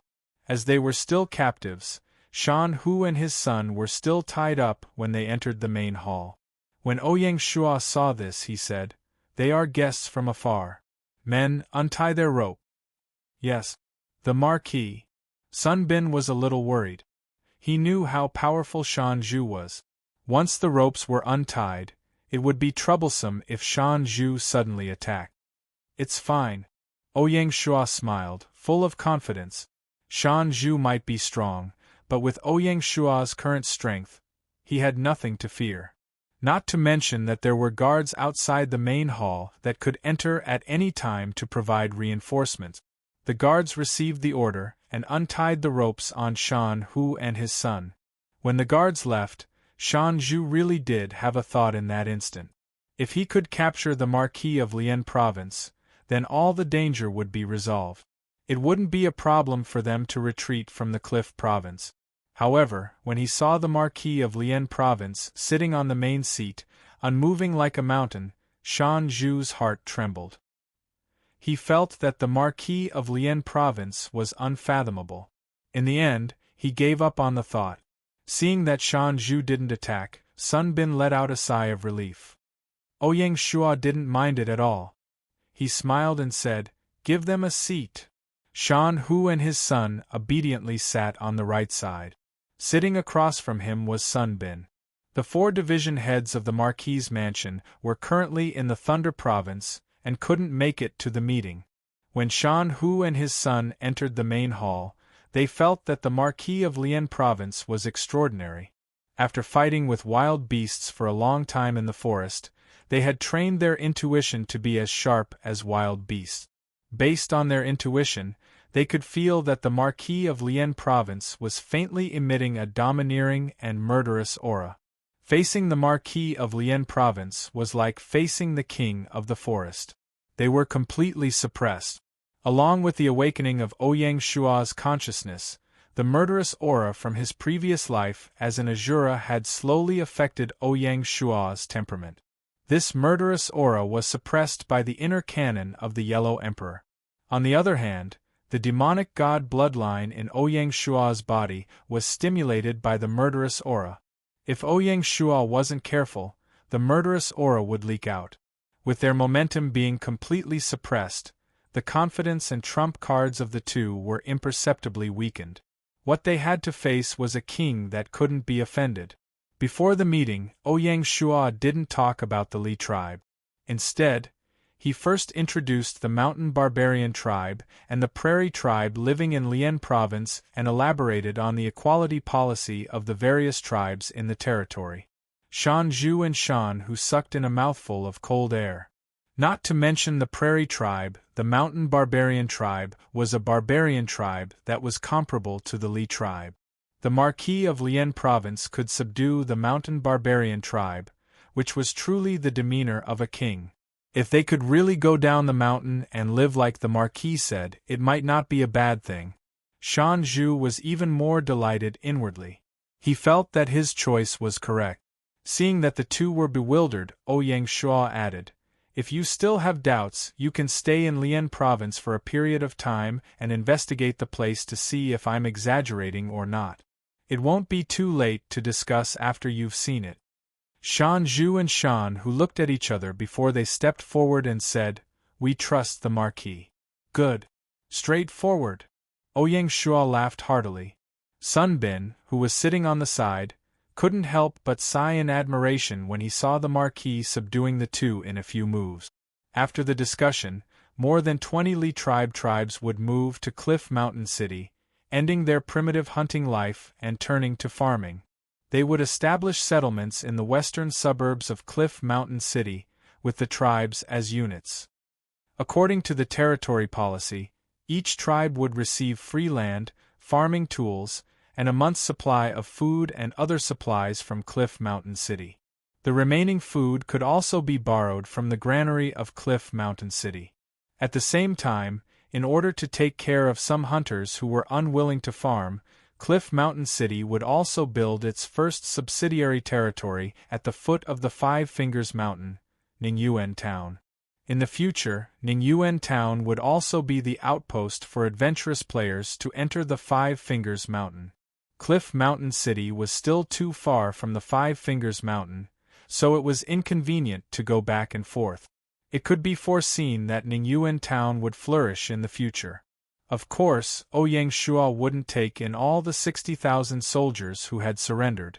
Most of the soldiers would be sent back to their villages to become the main labor force for farming. Adhering to the territory's strategy of elite soldiers, Ouyang Shua ordered that Sun Bin be in charge of selecting the elites to form 3 more mountain brigades. Together with the previous 2 mountain brigades, they would form a division of mountain troops, the 3rd Division of the Tiger Army. The position of division commander of the 3rd Division was temporarily vacant. Shan Zhu, who was favored by Sun Bin, was appointed by Ouyang Shua as the 3rd Division's deputy division commander and the 1st Brigade commander, while Shan Ying was appointed as the 2nd Brigade commander. Shan Zhu's successful promotion completely dispelled Shan Hu's doubt. Marquis Lian Zhou's breadth of mind was not something he could guess, so he had to admire him. Shan Zhu was even more grateful to Ouyang Shua. Name: Shan Zhu. Gold. Identity: Tiger Army's 3rd Division's Deputy Division Commander and 1st Brigade Commander. Occupation: Intermediate General. Loyalty: 75 Commander, 55 Martial Power, 85 Intelligence, 45 Politics, 40 Specialty. Innate Divine Strength: increases troop combat power by 15. Cultivation method: none equipment, none evaluation. the Li tribe's #1 warrior, innate divine strength, able to tear tigers and leopards apart. Shan Zhu was indeed talented. He was already an intermediate general as soon as he appeared. With Sun Bin's guidance, it was only a matter of time before he became an advanced general. As for the cultivation method, Ouyang Shua immediately thought of Eli's desolate tiger scripture. If there was a chance, he could have Eli teach it to Shan Zhu. At this point, the southern part of Jingzhou Island was basically pacified. The population of Cliff Mountain City increased by more than 160,000 at once, ushering in another explosive growth. With this battle, Binger's achievement points also increased rapidly, and she was promoted to a rank 2 earl. On the same day, Cliff Mountain Town was promoted to a rank 2 county. At the same time, the battle in Thunder Province also entered a critical period. To be continued. Chapter 395. Leizhou, Tanmu County. The originally unremarkable city had become the focal point of the entire Thunder State battlefield. It was as if the small, bustling city had withered overnight because of the war. It was ruined and lifeless. The most prosperous business street had been reduced to ruins. The clean bluestone road was full of holes and puddles of blood. The gutters on both sides were filled with corpses. Their faces were covered and no one had buried them. The richly ornamented shop had been burnt to a crisp by the fire. Its walls were in ruins, still giving off wisps of green smoke. Everything was telling of the cruelty of war. Under the orange sunset, Chow Yao stood on the city wall and frowned. 1 day and 1 night. They had attacked for 1 day and 1 night. The Shanghai city's Southern Road army that was trapped on the street still stood their ground as firm as a rock. Chow Yao had tried all sorts of tactics, including fire attacks, ambushes, night raids, and cutting off the water supply. It was useless. The enemies hiding behind the simple fortifications were like immortals. No matter what, they would not budge. The northern part of Leizhou had formed an alliance. The danger in the north had been alleviated, but it also meant that his master, Smoke Demon, was unable to rope in enough allies. The northern and southern parts of Leizhou had been separated and fought on their own. In the face of survival, no one could be noble. Smoke Demon begged the Northern Alliance to send reinforcements to Tanmu County and destroy one of the armies. The reply he received was, "Then just send the Southern Army to Qiantang County." Smoke Demon didn't know what to say. Not everyone had the same breadth of mind and strategic vision as him. Before they reached a dead end, most people would only look at the benefits in front of them and not bet everything on one throw. In an entire day, only 2 territories joined the alliance and sent over 10,000 soldiers. Smoke Demon sent a message that there wouldn't be any reinforcements. Let's fight. Chow Yao didn't dare to wait any longer and started to attack the enemy. He knew that the cavalry of Shanghai City was rushing over to Tanmu County. The tenacity of the Southern Army had exceeded his expectations. Chow Yao couldn't imagine how a female general could tame a group of hot-blooded men. The balance of the war had started to tilt in the direction of the alliance. Men! Here! Order, retreat. The army will spend the night recuperating and building up their strength. We will launch the general attack tomorrow. Chow Yu was like a gambler who had lost so much that he decided to stake everything on one throw. Yes, sir. Accompanied by hurried clanging sounds, the Allied troops retreated like the tide. Hu! Fan Lihua let out a sigh of relief. General, judging from the enemy's formation, I don't think they will launch another night attack tonight. The one who spoke was Liao Kai, commander of the 1st Division's 2nd Brigade, a veteran general of Shanghai City. Fan Lihua nodded and said, "Even so, we can't let down our guard." Understood. Call Zhao Yin over, it's time for him to go up. General? Liao Kai was shocked, and a trace of excitement flashed in his eyes. General Luo has sent a letter saying that reinforcements will arrive before noon tomorrow. The Military Intelligence Division made use of the hummingbirds to establish a communication network and performed a miraculous feat, sending over crucial intelligence early on. Great! Liao Kai was extremely excited. The bitter days of the 1st Division were finally coming to an end. Go! Fan Lihua waved her hand. Yes, sir. Zhao Yan was also a veteran general of Shanghai City, serving as the commander of the 1st Brigade of the 1st Division. His subordinates were all saber and shield soldiers, and they were the absolute main force on the battlefield during the day. The 1st Brigade of the Tiger Army's 1st Division was able to hold on until now due to the contributions of the soldiers of the 1st Brigade. Compared to Liao Kai's quick-wittedness, Zhao Yan was purely a fierce general. When he rushed over, his armor and helmet were all covered in blood, and even the Tang saber in his hand was still dripping with blood. Those who did not know would think that he was an evil spirit that crawled out of hell.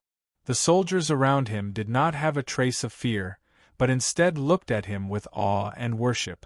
Ordinary soldiers admired such valiant generals the most. General!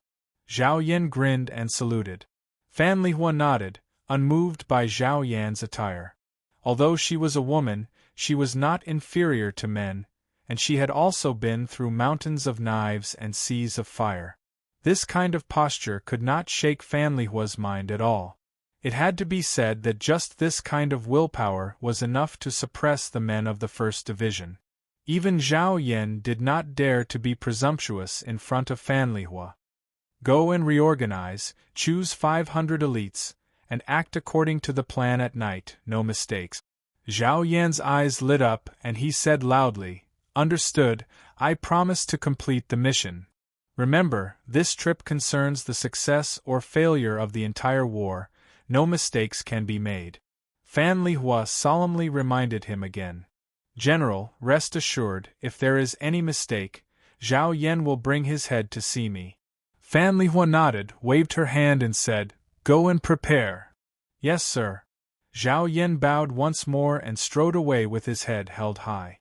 That night, under the cover of the night, Zhao Yan led the 500 most elite soldiers of the 1st Brigade out of the back door of the shop, and disappeared into the night. Because the Allied army had received the order to reorganize, they did not notice any of this. June 5th morning. The Battle of Thunder State was about to usher in the most crucial day. Early in the morning, the Allied army gathered again. The 50,000-strong army pressed forward, launching continuous attacks on the enemy's position. The commander of the Allied army, General Chao Yao, had given a death order before the battle. This attack could only succeed, not fail. All the soldiers would either die on the battlefield, or step on the enemy's corpses to advance. There was no third choice. Anyone who dared to retreat would be executed. Because of this, Chao Yao specially formed a supervision team to follow behind the army. Anyone who dared to retreat would be executed without any reason, regardless of military rank. The bloody military order made the hearts of the Allied soldiers tremble. This time, they really had to cut off all means of retreat. If they didn't succeed, they would die. Kill! Kill! Kill! Shouts rose and fell one after another, gathering together and shaking Tan Mu County. The shocking killing intent was like a red cloud that shrouded the sky above Tan Mu County, not dissipating for a long time. In a place that couldn't be seen, Luo Shixin was leading the Dragon Xiang Army's 2nd Division. Suddenly, out of his general's intuition, Luo Shixin raised his head and looked in the direction of Tan Mu County, his heart throbbing. He could faintly feel a cold, killing intent shrouding the city. This was definitely not a good thing. Luo Shixin patted his warhorse and shouted, Everyone, speed up! Yes, sir. Chao Yao walked up the city wall again. This time, he didn't walk to the commander's seat, but to the war drums, took down the drumsticks, and personally played the drums to cheer for the soldiers. The rumbling of the war drums reverberated in the city, causing waves of echoes. Kill! Kill! Kill! Stepping on the drums, the 50,000 Allied soldiers attacked from both ends of the street. Numerous archers appeared on the roofs on both sides, aiming at the Southern Army's position. The battle of life and death had officially begun. At the Southern Army's position, Fan Lihua was still as valiant as before. Her tall and straight figure was the greatest comfort to the soldiers. "General, they're attacking." Liao Kai walked over. Fan Lihua was expressionless. This brigade commander always liked to say meaningless things. She didn't turn around and said indifferently, "Is everything ready on Zhao Yan's side?" At 3 o'clock in the morning, Hummingbird sent back news that everything is ready. "Good." Fan Lihua breathed a sigh of relief and said, "Tell the soldiers below to hold on until noon." "Yes, sir." For the 1st Division of the Tiger Troop, this was the most difficult battle. Because they were alone, the 1st Division's supplies could not keep up. The soldiers had no food, so they could only make pots of porridge with the rice they found at the last minute. Even the water used to make the porridge was dirty water scooped up from the sewers. The soldiers had no medicine. Because there were too many wounded, the medicine brought by the military doctors had been used up. Now, there wasn't even a clean piece of gauze to be found. Even so, the soldiers of the 1st Division were still full of fighting spirit. Because their general ate the same porridge and drank the same dirty water as them. Following such a general, the soldiers were unafraid of death. Under the pressure of the Allied forces, the 1st Division retreated step by step. For this, the Allied forces also paid a heavy price. With every step forward, there were hundreds of casualties. It was unimaginable that in a positional battle, the ratio of casualties on both sides was actually close to 1-5. Thinking of the enemy's weak logistical supplies as an opponent, Chao Yu couldn't help but feel deep respect.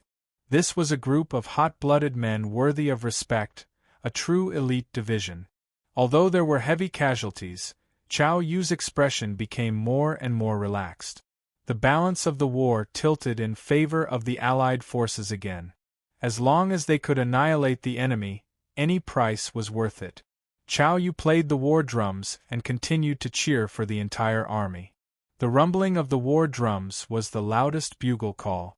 As the battle progressed, the situation became more and more desperate. Both sides engaged in close combat, eyes bloodshot. At 11 o'clock in the morning, the rumbling of horse hooves suddenly sounded outside Tanmu County. On top of the city wall, Chao Yu's heart trembled. Not good. How did the enemy's reinforcements arrive so quickly? According to normal calculations, it would be at least 5 or 6 o'clock in the afternoon before the reinforcements arrived. Time was tight, and Chao Yu didn't have much time to think. Fortunately, he was an experienced general. Chao Yu knew that when you predicted the most disadvantageous situation, it was often the most likely to happen. How bad you predicted the situation would be, it would definitely be this bad. Therefore, Chao Yu had already arranged for a garrison of over 2,000 soldiers near the city gates. With such a large army guarding, the reinforcements from the cavalry would definitely not be able to break through the city gates in a short time and enter the city to reinforce the Southern Army that was already in a desperate situation. As long as they took down the Southern Army before the reinforcements broke through, the situation would still be under Chao Yu's control. Chao Yu had this confidence. To be continued. Chapter 396. Chao Yao's confidence did not last long. In less than half an hour, the messenger ran over in panic, his face pale. "General, it's bad. The enemy's reinforcements have entered the city." "What?" Chao Yao turned pale with fright. His body swayed and he was about to lose his balance. His face instantly turned ferocious. He quickly stepped forward and grabbed the messenger's collar, saying in a stern voice, "Nonsense. The city gate was guarded by 2,000 soldiers. How could it be breached so quickly? You dare to pass false military intelligence? I'll kill you." As he spoke, he was about to draw the sword at his waist. The poor messenger was frightened by Chao Yao's ferocious expression. His collar was so tight that he could barely breathe. His heart trembled. "It's over. I'm going to die in the hands of the general. General! General! Fortunately, his personal guard rushed over in time and saved the messenger's life.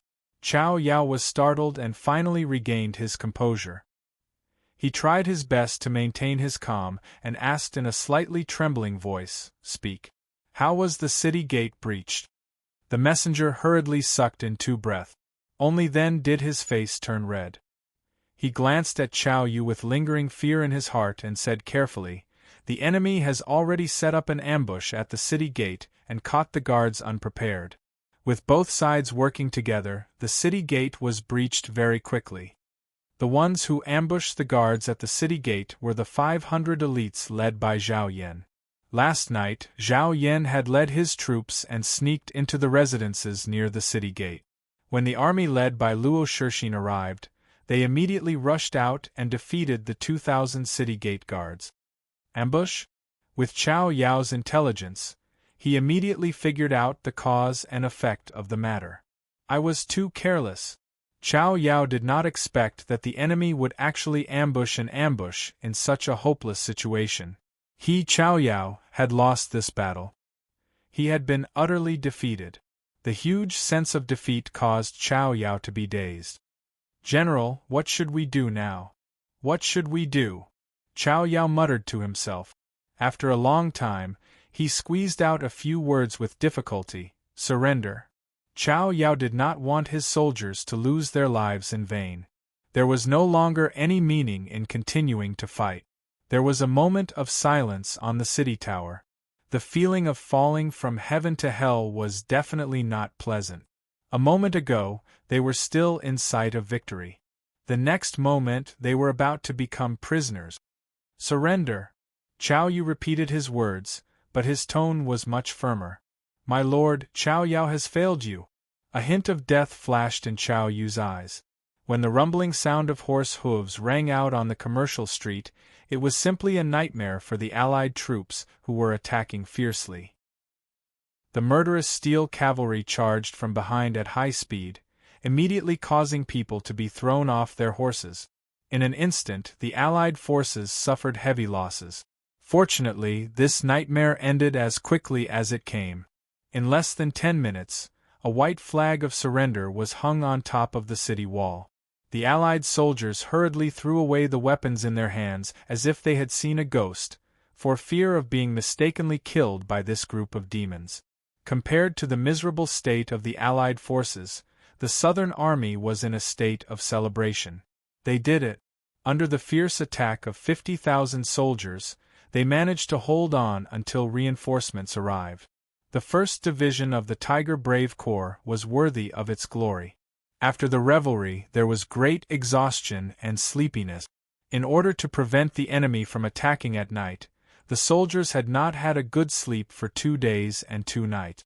Some of the soldiers did not care about the blood on the battlefield and fell asleep.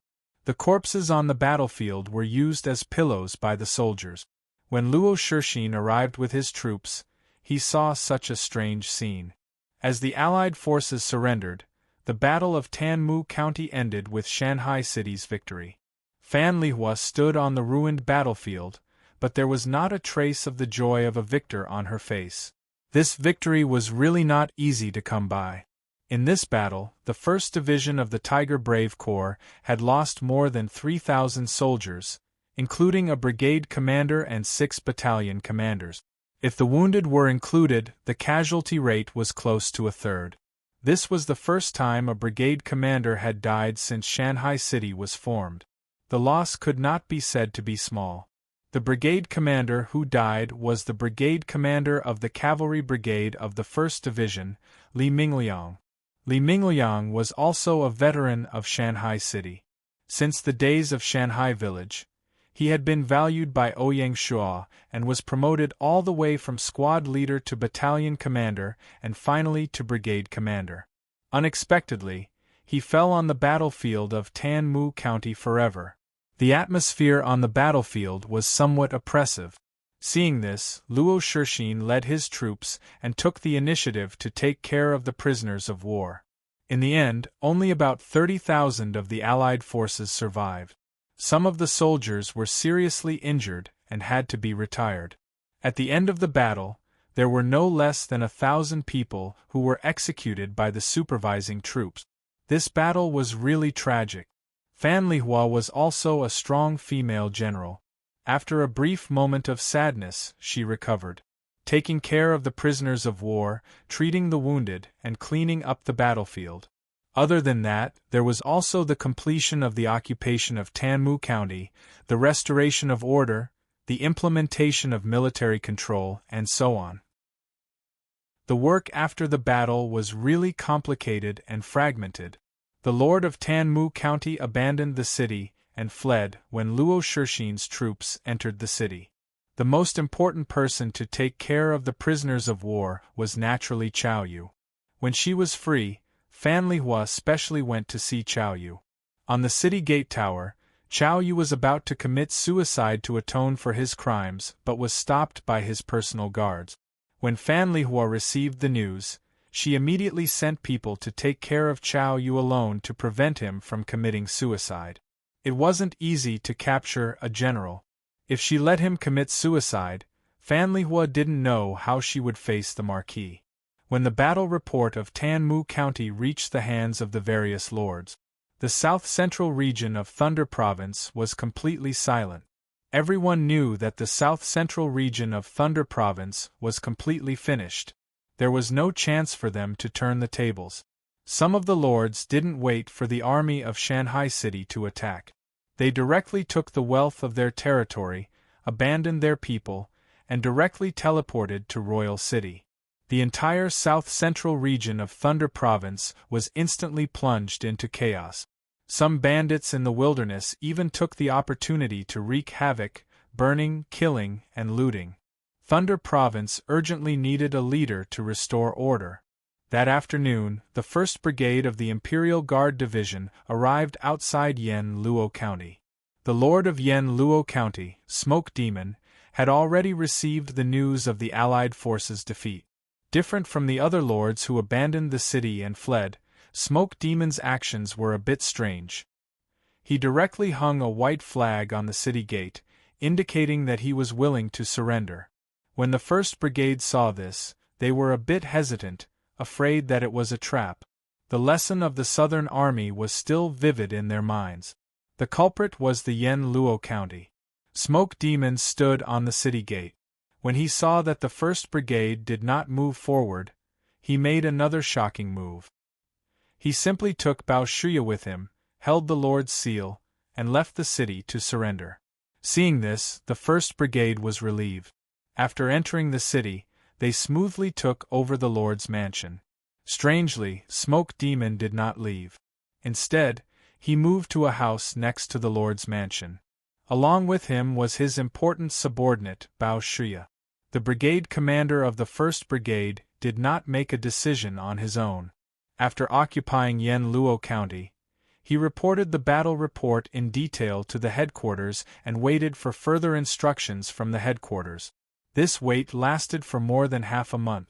After the Battle of Tanmu County ended, Bai Qi was so busy that his feet barely touched the ground. Almost every hour there would be a battle report delivered to his desk. Some asked for logistics, some asked for how to deal with the prisoners of war, and some asked for the next step of the operation. However, Bai Qi could not ignore any of the battle reports and had to give his comment. At this time, he had no time to care about such trivial matters. The battle report was placed on Bai Qi's desk, and no one paid any attention to it. Following the defeat of the Allies in the south-central region, Luo Shixin's division quickly went north to support the Northern Army under the headquarters' instructions.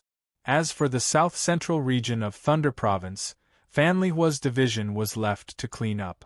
Under Fan Lihua's command, the 1st Division of the Tiger Army completely cleared out the south-central region of the Thunder Province in just a week. All the roving bandits fled at the sight of them. The chaotic south-central region of Thunder Province immediately quieted down.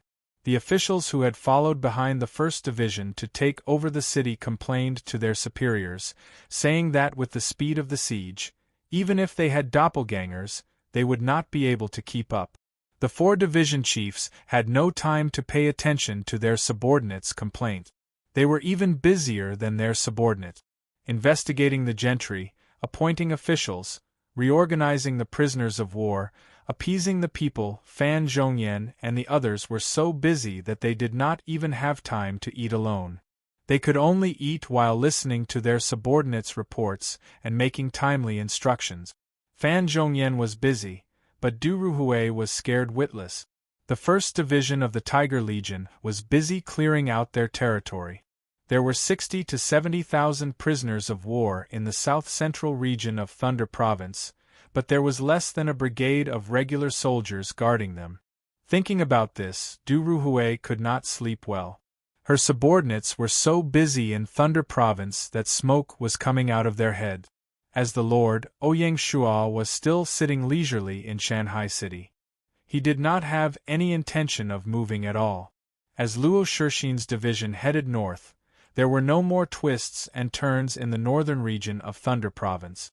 Luo Shixin's division headed north. They first assisted the Imperial Guard Division in clearing out the central region of Thunder Province. Next, the 2 divisions headed north hand in hand. Along the way, they were like a hot knife through butter. By the time the army reached the Northern Army, the northern region of Thunder Province had basically been cleared out. Only now did the Northern Alliance feel regret. They regretted not listening to Smoke and Fire's suggestion. In the end, they lost everything.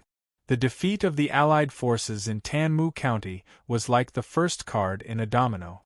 The entire situation in Laizhou collapsed. Although Wei Zhang was a fierce general, he could only obediently surrender in the face of a pincer attack from 3 divisions. The battle continued until the end of June. Only then did Thunder Province was basically conquered. Thunder Province was about to welcome a new master. To be continued. Chapter 397. On the 20th of June, Ouyang Shua arrived at Laizhou. In Laizhou County, Ouyang Shua held a temporary military conference to arrange the post-war affairs. Secretary Lang Bai Nanpu stood behind Ouyang Shua. On the left side of the hall, General Bai Qi sat at the head of the table, followed by the 4 division commanders. On the right side of the hall there were 4 bureau chiefs. Other than them, there was no one else. As soon as the meeting began, the secretary, Lang Bai Nanpu, read out a series of commendations. Edict. The Dragon Xiang Army's 2nd Division galloped unhindered and fought in the north and south, strengthening our military might. Division Commander Luo Shixin is specially conferred the title of Soaring Eagle General. The rest of the soldiers of the 2nd Division will be rewarded. Luo Shixin knelt on one knee and said emotionally, "Thank you, Marquis, for the rewards." In the Battle of Tanmu County, if it wasn't for the 2 ND Division's rapid advance, the outcome would have been different. Luo Shixin's contribution in the Battle of Laizhou cannot be ignored. It was appropriate for him to be conferred the title of Soaring Eagle General. Edict. The Dragon Xiang Army's 4th Division is brave and skillful in battle, sweeping the north and strengthening our military might. Division Commander Mu Guiying is specially conferred the title of Xianwei General. The rest of the soldiers of the 4th Division will be rewarded. Mu Guiying stepped out and thanked. Edict. The Tiger Brave Army's 1st Division is unyielding in the face of adversity, sweeping the south and strengthening our military might. Division Commander Fan Lihua is specially conferred the title of Zhaolai General. The rest of the soldiers will be rewarded. Fan Lihua also stepped out and thanked, but her expression was somewhat unnatural. Of the 3 armies, only the Southern Army was ambushed. How could the proud Fan Lihua not be embarrassed? At this point, the 4 division commanders that fought in Laizhou were all conferred the title of Rank 5 General. After the rewards, the 4 bureau chiefs reported the results of the battle in Laizhou. The first to report was naturally the head of military affairs, Du Ruhui. In the Battle of Laizhou, the 4 divisions lost a total of 6,400 men, 7,500 lightly injured, and 1,500 heavily injured. Hearing the report, Ouyang Shua frowned. He didn't expect Lai Zhou to be such a tough nut to crack, causing the expeditionary army to suffer such heavy losses. The post-war pension alone would probably cost more than 20,000 gold coins. Du Ruhui continued, according to the statistics of the Military Affairs Department, we have captured more than 114,300 prisoners of war in this battle. Among them, more than 15,000 are seriously injured and have been arranged to be discharged. The 10 captives of war had to be settled in time. Otherwise, just the food supply alone would be an astronomical number. How are the quality of the captives? Ouyang Shuo asked. Du Ruhui heard this and said in a deep voice, "It's not very optimistic. Not to mention that the prisoners of war were basically from the city defense forces and lacked actual combat experience. What's worse is that after this battle, some of the soldiers are already tired of fighting. I'm afraid it's not appropriate to force them to stay in the army." Ouyang Shuo nodded his head and said, "Since it's like this, then we need to select the best of the best. Those who don't meet the standards or are tired of fighting should be retired as soon as possible so that Thunder State can resume production." Understood. Let me think about it. Ouyang Shuo pondered for a moment before he raised his head and said, "The selected prisoners of war are divided into 2 categories.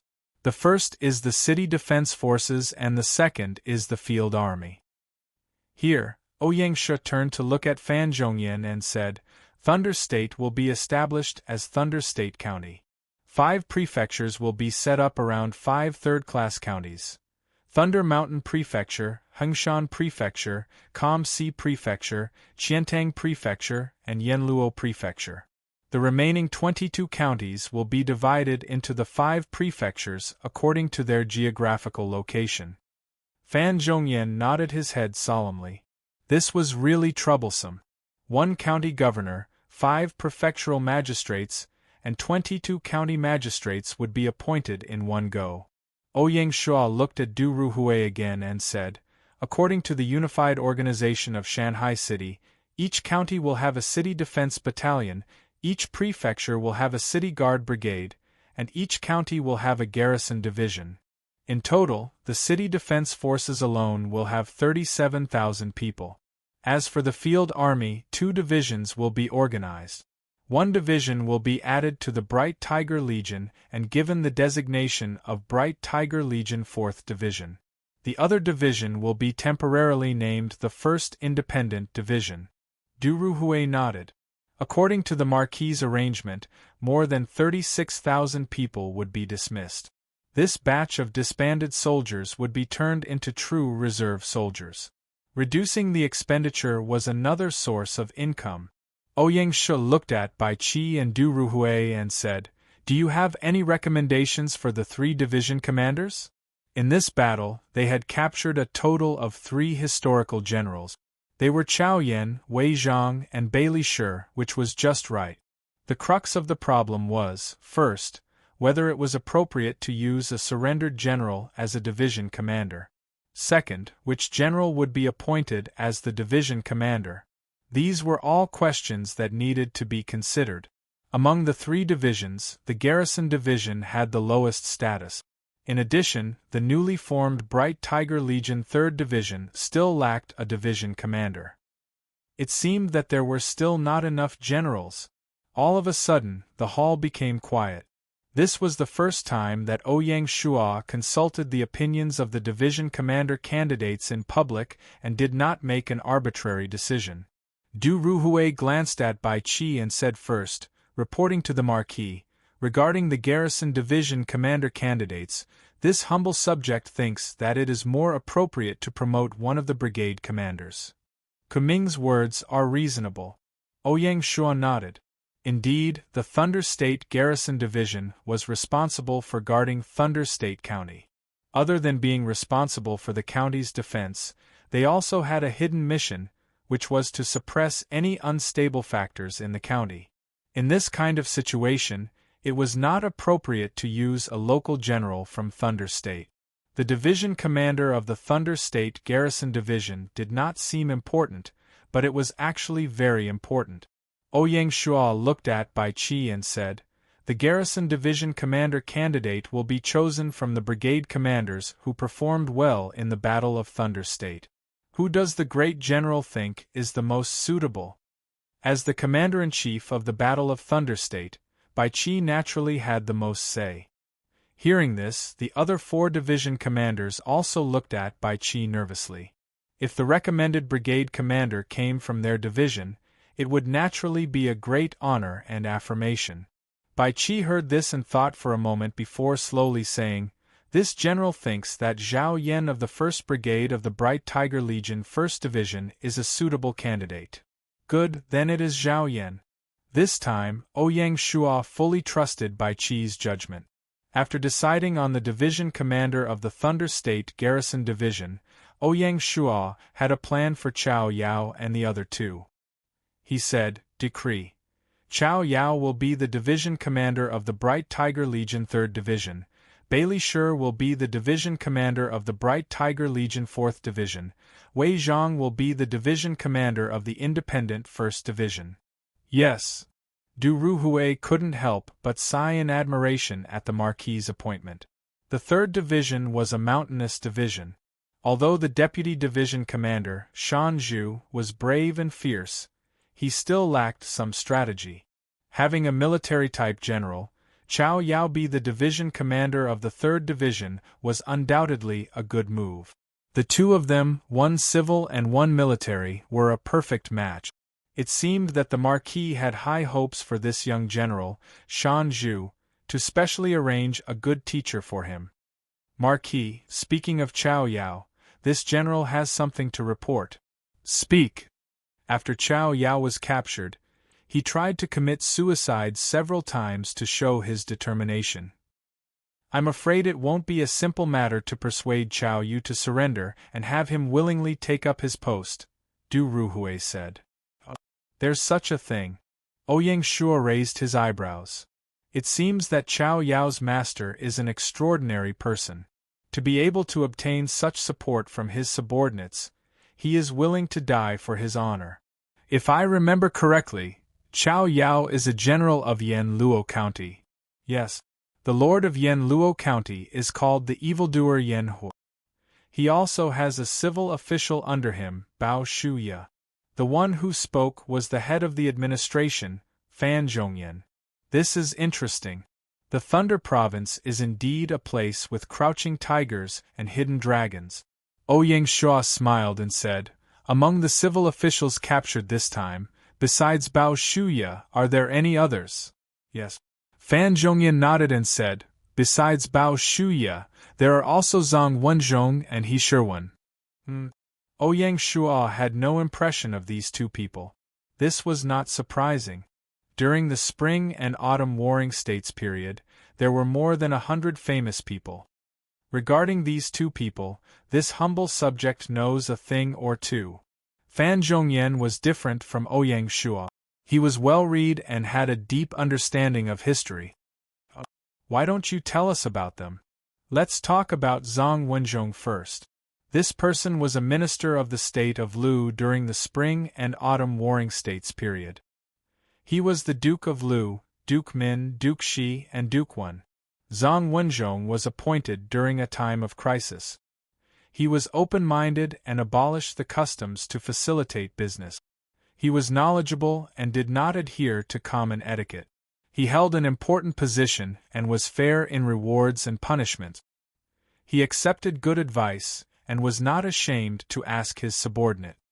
Ouyang Shua nodded. It seemed that this person was a good civil official. Let's talk about Shi Wen. This person was a musician. During the Spring and Autumn Warring States period, he could be considered a master. Fan Zhongyan only introduced Shi Wen in a few words. He knew that the Marquis would not be interested. Sure enough, Ouyang Shua only nodded.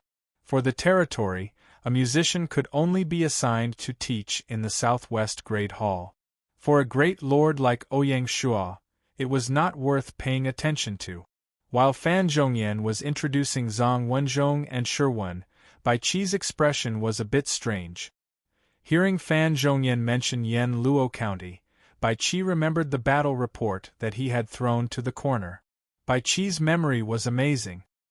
He only needed to glance at the battle report to know the gist of it. The commander of the 1st Brigade of the Imperial Guard Division had reported to him about the abnormality in Yen Luo County. Wasn't the strangest of them the Lord of Yen Luo County, Smoke Demon? Thinking of this, Bai Qi said, reporting to the Marquis, if we want to convince Chao Yuan, the breakthrough point is the Lord of Yen Luo County, Smoke Demon. What do you mean? Bai Qi repeated the battle report, picking out the key points. Is there such a strange thing? Ouyang Shua's interest was completely hooked. He said with a smile, it seems that I have to meet this lord. Not to mention Smoke Demon, Ouyang Shua coveted Bao Shuya. To be continued. Chapter 398. After listening to Bai Qi's words, Ouyang Shua thought for a moment and said, Men, here. Take a team to Yen Luo County and bring the fireworks genius and Bao Shuya to Thunder Mountain City. Yes, sir. Fan Zhongyan's eyes narrowed. Is the Marquis planning to make Thunder Mountain City the administrative center of Thunder Prefecture? Not bad. Among the 5 prefectural cities, Thunder Mountain City and Yenluo City were located in the central region of Laizhou County. Compared to Thunder Mountain City, Yenluo City's construction was even better. In the end, the Marquis chose Thunder Mountain City, which was somewhat unexpected. The administrative center of a county was extremely important. Ouyang Shua did not pay attention to everyone's astonishment. Decree. Bao Shuya is appointed as Laizhou County's prefect, and Zhang Wenzhong is appointed as Lianzhou County's Duanren Manor's prefect. The former magistrate of Duanren Prefecture, Zhou Haichen, will be transferred to Laizhou County's Leishan Prefecture. Fan Zhongyan suddenly understood. So this was the root cause. The appointment of Bao Shuya as the Laizhou County governor was not out of his expectations. With Bao Shuya's ability, it was more than enough for him to govern a county. Of course, this was also related to the fact that the territory did not have a powerful official at the moment. Even so, the place where Bao Shuya was appointed must avoid Yenluo City. It could be said that Yenluo City's failure to be selected was somewhat of an innocent bystander. Politics was cruel sometimes. At the same time, Marquis Jun transferred his trusted aide, Zhou Haichen, to be the magistrate of Thunder Mountain Prefecture, further restricting Bao Shuya. There was both trust and checks and balances. It seemed contradictory, but it was actually ingenious. The Marquis was becoming more and more proficient in using people. Ouyang Shua continued, the magistrates of the other 4 prefectures in Laizhou County will be selected from the local officials. Half of the 22 county magistrates will be promoted locally, and the other half will be promoted by the officials of Lianzhou County. Yes, sir. In this way, not only did they take care of the local interests, but they also gave the low-level officials in the base camp a chance to be promoted. These officials would also popularize the governance model of Lianzhou County in Laizhou County. According to Fan Zhongyan's feedback, there were still some good officials in Laizhou County. They all held important positions in the original territory and were the most important left and right arms of the original lord. Ouyang Shua naturally had to boldly promote and appoint these people. Of course, the most basic cross-appointment was unavoidable. Apart from that, they were also subject to strict scrutiny by the Internal Affairs Department. With just a few words, Ouyang Shua had decided on the appointment and dismissal of the main officials of the prefecture. It seemed casual, but in reality, the most basic framework and principles had already been set. The rest of the work would be done by the administrative bureau. Given Fan Zhongyan's ability, he would not say anything more. After discussing the appointment and removal of officials, Cui Yingyu, the head of the financial department, continued with her report. Ouyang Shua raised his head and saw the bitter expression on Yingyu's face. He could roughly guess that Laizhou County's economic situation wasn't too optimistic. The original economy of Laizhou County can only be said to be barely passable. After this battle, the situation became even worse. Let's not talk about the damage the war caused to the city. Worst of all, when the Lord fled, he took the entire territory's free funds with him. There isn't a single copper coin in the treasury of Lijo County. At this point, Inu let out a sigh and said, "The finance department has roughly calculated that in order to complete the reconstruction of the county and restore the economy of Lijo County, we will need to invest at least 100,000 gold coins in financial support." As soon as the words were spoken, the crowd in the hall gasped. Ouyang Shua's expression also gradually darkened. For the Battle of Lijo, Shanghai City had already spent more than 100,000 gold coins before the war. Adding on the post-war compensation, layoffs, and military expansion, it was another large military expenditure. Ouyang Shua was still thinking that after occupying Lijo County, he could make up for this financial hole. Who would have thought that he would not get a gold mine, but a burden? Is it really that bad? Inu firmly nodded and said, "This is still the most conservative estimate. Apart from the restoration of the city, if the 5 prefectural cities still need to be expanded, it will be even more difficult to build the outer walls. The 5 prefectural cities must be expanded.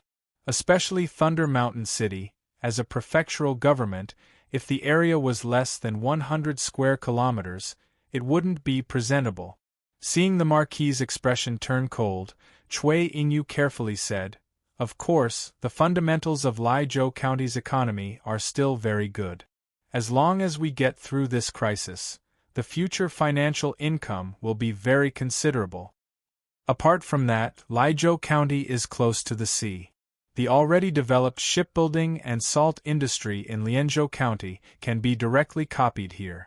Including the special industries such as silkworm breeding, they can also be transplanted." "Not enough." Ouyang Shua shook his head and said, "Just transplanting the industries is too conservative. The finance department needs to fully tap into Lijo County's potential and develop new special industries to open up new sources of income." "Understood." Ouyang Shua's expression softened a little and said, "Since things have come to this, we can only think of ways to raise funds. We can borrow from the Bank of the Four Seas. If it's still not enough, we can borrow from the major chambers of commerce." As the Bank of the Four Seas' reputation continued to rise, the amount of deposits it had absorbed was not small. What Ouyang Shua meant by borrowing from the Bank of the Four Seas was that Lijo County would use its future financial income as collateral and pay a certain amount of interest at the same time. It seemed absurd, but in reality, it was all too common financial behavior in the real world. Meng Jida, the head shopkeeper of the Bank of the Four Seas, was a financial tycoon in real life. Ouyang Shua believed that he would be able to handle it properly. "Chambers of Commerce?" "Yes." Ouyang Shua nodded and said, "Inform the major chambers of commerce that as long as they are willing to help the territory get through this crisis, they will be allowed to set up branches in Lijo County." Ouyang Shua believed that the major chambers of commerce would not be able to see the market potential of Lijo County. As long as there was profit to be made, the major chambers of commerce would not mind being generous. Moreover, Ouyang Shua was only borrowing money, so he would pay interest. He was not asking for donations from the chambers of commerce. Inyu's eyes lit up and she said, "No problem." She thought about whether she should ask her father to provide a large amount of financial assistance to the Chui Clan Chamber of Commerce. With the help of Lianzhou County and Cliff Mountain City, the Chui Clan Chamber of Commerce had been doing very well recently. Seeing Inyu's excited expression, Ouyang Shua sighed. How helpless! If he told others that Shanghai City was relying on loans to survive, he reckoned that none of the allies would believe him. In the eyes of the allies, Shanghai City was the richest of the rich. It seemed that he had to speed up the development of Cliff Mountain City, Ouyang Shua thought silently. Ouyang Shua had to think of a way to raise new sources of funds from other channels. Finally, the head of the Internal Affairs Bureau, Wei Yang, reported on the investigation of Lijo County. With the capture of Liuzhou County, under Wei Yang's iron fist, all the unstable factors on the surface were basically swept away. The difficult part was the forces that took the opportunity to hide in the dark. It was not easy to deal with these guys.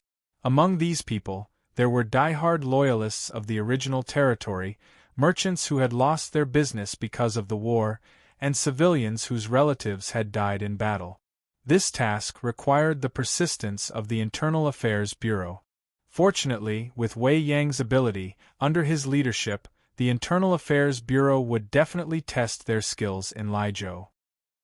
Any unstable factors that attempted to disrupt the development of Liuzhou County would be brutally suppressed. In this regard, Ouyang Shua's attitude was very firm. After Wei Yang finished his report, the entire military and political meeting came to an end. In the next few days, Ouyang Shua personally oversaw Thunder Mountain City and met with a group of generals and officials, especially the 4 division commanders and 5 prefectures that had just been appointed were of utmost importance. On this day, Ouyang Shua was meeting with Wei Zhang when he suddenly heard a system announcement. System announcement. Congratulations to Snow Rose for leading the elite team of the Fallen Snow Rose Mercenary Group. 4. Clearing the public secret realm, Nanshan Grotto Heaven's secret realm for the first time. The reward is 10,000 reputation points. Congratulations, player. Compared to the promise of clearing the secret realm by his aunt, Lin Jing, within a week, they were a full month late. Thinking about it, when killing the last big boss, the elite team must have encountered unimaginable difficulties. Once the announcement came out, adventure-type players were in an uproar. Just the words, public secret realm, was enough to make adventure-type players go crazy. Public secret realm. This was the first public secret realm since the system opened it. Players went around asking where exactly was the Nanshan Grotto Heaven secret realm? The members of Fallen Snow Rose Mercenary Group were naturally the ones who were asked the most. Unfortunately, the matter of Cliff State had always been kept a secret. Ordinary members did not know. In the end, there were people with remarkable abilities who found out that the Nanshan Grotto Heaven was located in Cliff Mountain City. In an instant, Cliff Mountain City became the focal point of the players. Some players wanted to teleport to Cliff Mountain City, but they found out that the teleportation formation in Cliff Mountain City was only open to certain people. This meant that ordinary players could not teleport to Cliff Mountain City. As for taking a boat there? Stop joking. In an instant, the forum was in an uproar. The players were clamoring on the forum, asking for Cliff Mountain City to be open to other players. Some uneducated haters even started cursing on the forum, saying that it was natural for Cliff Mountain City to be open to them. In this regard, Cliff Mountain City was silent. Without Ouyang Shua's instructions, no one dared to open the teleportation formation. The next day, Ouyang Shua issued an order that the current Cliff Mountain City was only open to members of the League of Mountains and Seas Guild Alliance. As for other players? Temporarily not. Ouyang Shua was not a philanthropist. According to the news from Lin Jing, after clearing the Nanshan Grotto Heaven, the tactician's professional suit would be dropped. However, the 2 big guilds, Aubree's Pavilion and Atingu Tower, mainly relied on tacticians. As for the Fallen Snow Rose Mercenary Group, it was a comprehensive guild with many tacticians. At this time, it was natural to satisfy the internal needs of the alliance. Such internal benefits of the alliance helped to enhance the cohesion and sense of belonging of the alliance members. It was foreseeable that in the future, the members of the 3 big guilds would pour into Cliff Mountain City in large numbers. For this reason, Ouyang Shua sent a letter to Song Jia, asking her to stay in Cliff Mountain City and coordinate the affairs of the adventurers in Cliff Mountain City. To be continued. Chapter 399. On June 25, Bao Shuya and Smoke Freak were brought to Thunder Mountain City by the guard. As soon as they met, Smoke Freak spoke first. Marquis Lianzhou, you must have doubts about me? That's right. Ouyang Shua said calmly. The reason is simple. Smoke Freak sighed and said, if I can't be an overlord, I'll be an arm of an overlord. This is my way of doing things. Ouyang Shua nodded and didn't express his opinion. Why are you so confident that I'll put you in an important position? In the eyes of the players, Ouyang Shua was far from being open-minded. His attitude toward the players could even be considered as harsh. The incident in the Cliff Mountain Grotto Heaven's secret realm a few days ago was the best proof of this. Marquis Lianzhou, why don't you check my attributes? Smoke Freak smiled confidently and opened his attributes to Ouyang Shua. Ouyang Shua looked up and narrowed his eyes. Smoke Freak was also a general. His other attributes were ordinary, but there were two that surprised Ouyang Shua: the talent Sea Battle Expertise, and the king-level skill Surging Waves Scripture. Sea Battle Expertise. During sea battles, increase the range of cannons, bows, and other long-range weapons by 10, increase the speed of warships by 20, increase the defense of warships by 25, and reduce the probability of warships being sunk by 15. It was a very heaven-defying talent, and it was almost tailor-made for naval generals. No wonder Smoke Freak was so confident. With such a talent, it would be a pity for him to be a lord. Ouyang Shua couldn't imagine what kind of lord he would be if the Ming Dynasty Warship Manufacturing Manual fell into the hands of Smoke Freak during the auction. Not only that, although Ouyang Shua couldn't check the attributes of Smoke Freak's main skill, Surging Waves Scripture, he could tell from the name that it would complement his talent, the Sea Battle Expertise. This person was lucky to be able to find such a matching, genuine secret manual. Tell me your conditions. Ouyang Shua had to admit that he was tempted. The naval generals were the weakness of Shanghai City, and Ouyang Shua didn't want to let any of them go. The strange thing was that Ouyang Shua had never heard of Smoke Freak in his previous life. He didn't know if he was too low-key or if he had been KO'd in the early stages of the game. As long as it wasn't someone with a bad reputation, Ouyang Shua had the confidence to control it. I heard that Shanghai City has established the North Sea Bay Fleet. I only hope that I can serve in the fleet. That simple?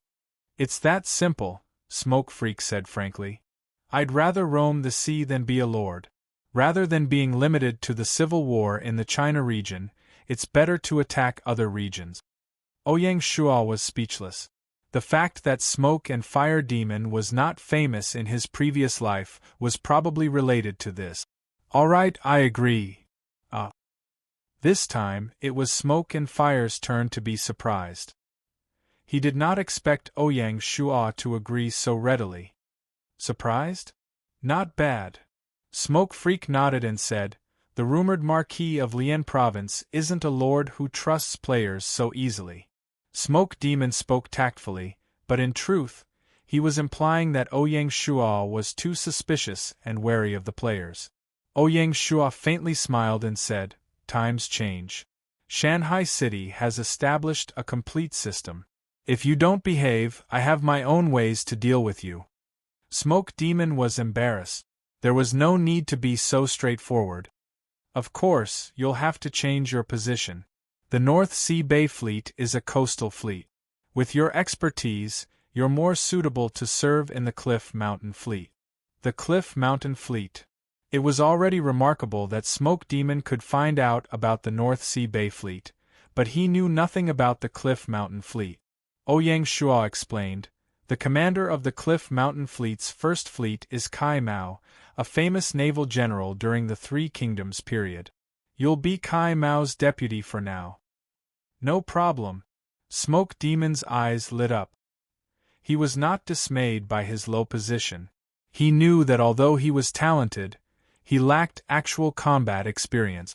It was great to be able to serve Kai Mao, who was experienced in naval battles, as a deputy. With this thought in mind, Smoke Demon bowed and said, Greetings, Marquis. At this point, he was truly convinced of Ouyang Shua's abilities. He did not doubt those he used, and did not employ those he doubted. Such magnanimity was not something an ordinary lord could compare to. There was no doubt that this choice would be the turning point in Smoke Demon's life. The future admiral of the Navy had stepped onto a stage that was most suitable for him, and he would shine brightly.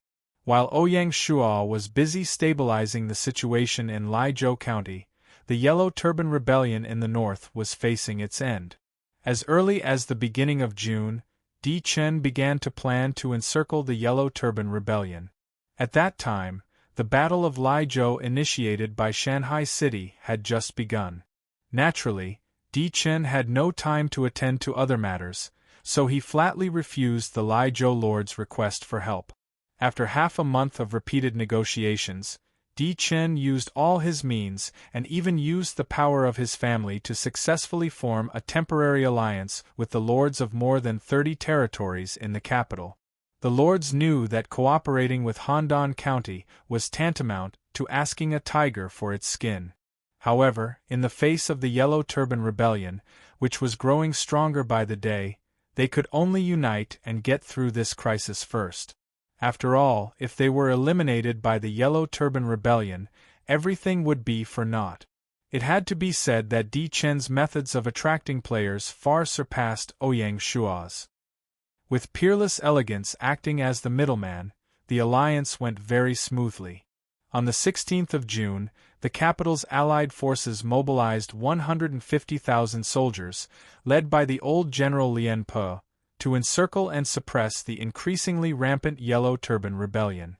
At that time, the Yellow Turban Rebellion had already wiped out the capital's Jingding prefecture and was preparing to expand outwards.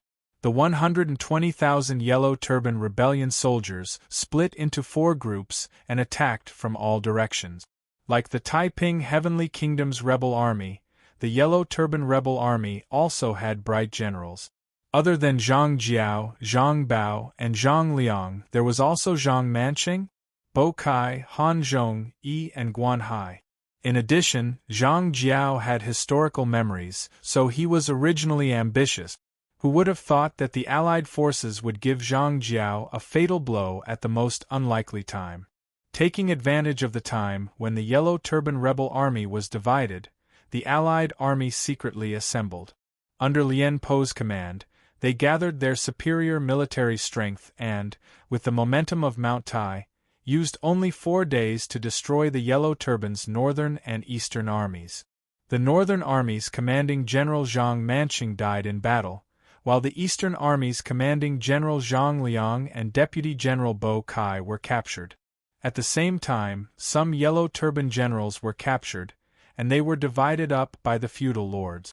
With the victory in the first battle, the Allied forces' morale soared. Under Lien Po's instigation, the Allied forces ignored the rebels' southern and western armies and headed straight for the Yellow Turban's lair, Jingding City. The ones in charge of Jingding City were the heavenly General Zhang Jiao and the defending General Yi. Yi, the general who was captured and killed because of Tang Zhou's informant, naturally became Zhang Jiao's confidant and led 30,000 troops to defend Jingding City. Even if Zhang Jiao had historical memories, he was powerless when his lair was in danger. Secretly anxious, he could only recall the southern and western armies and order them to return to rescue the emperor. Unexpectedly, Zhang Jiao's action was exactly what Lien Po wanted. The reason why Lien Po besieged Jingding City was precisely because he wanted to besiege the enemy and attack the reinforcements. Just like that, a tragedy happened. The southern and western armies that rushed over were ambushed by the Allied forces halfway and caught off guard.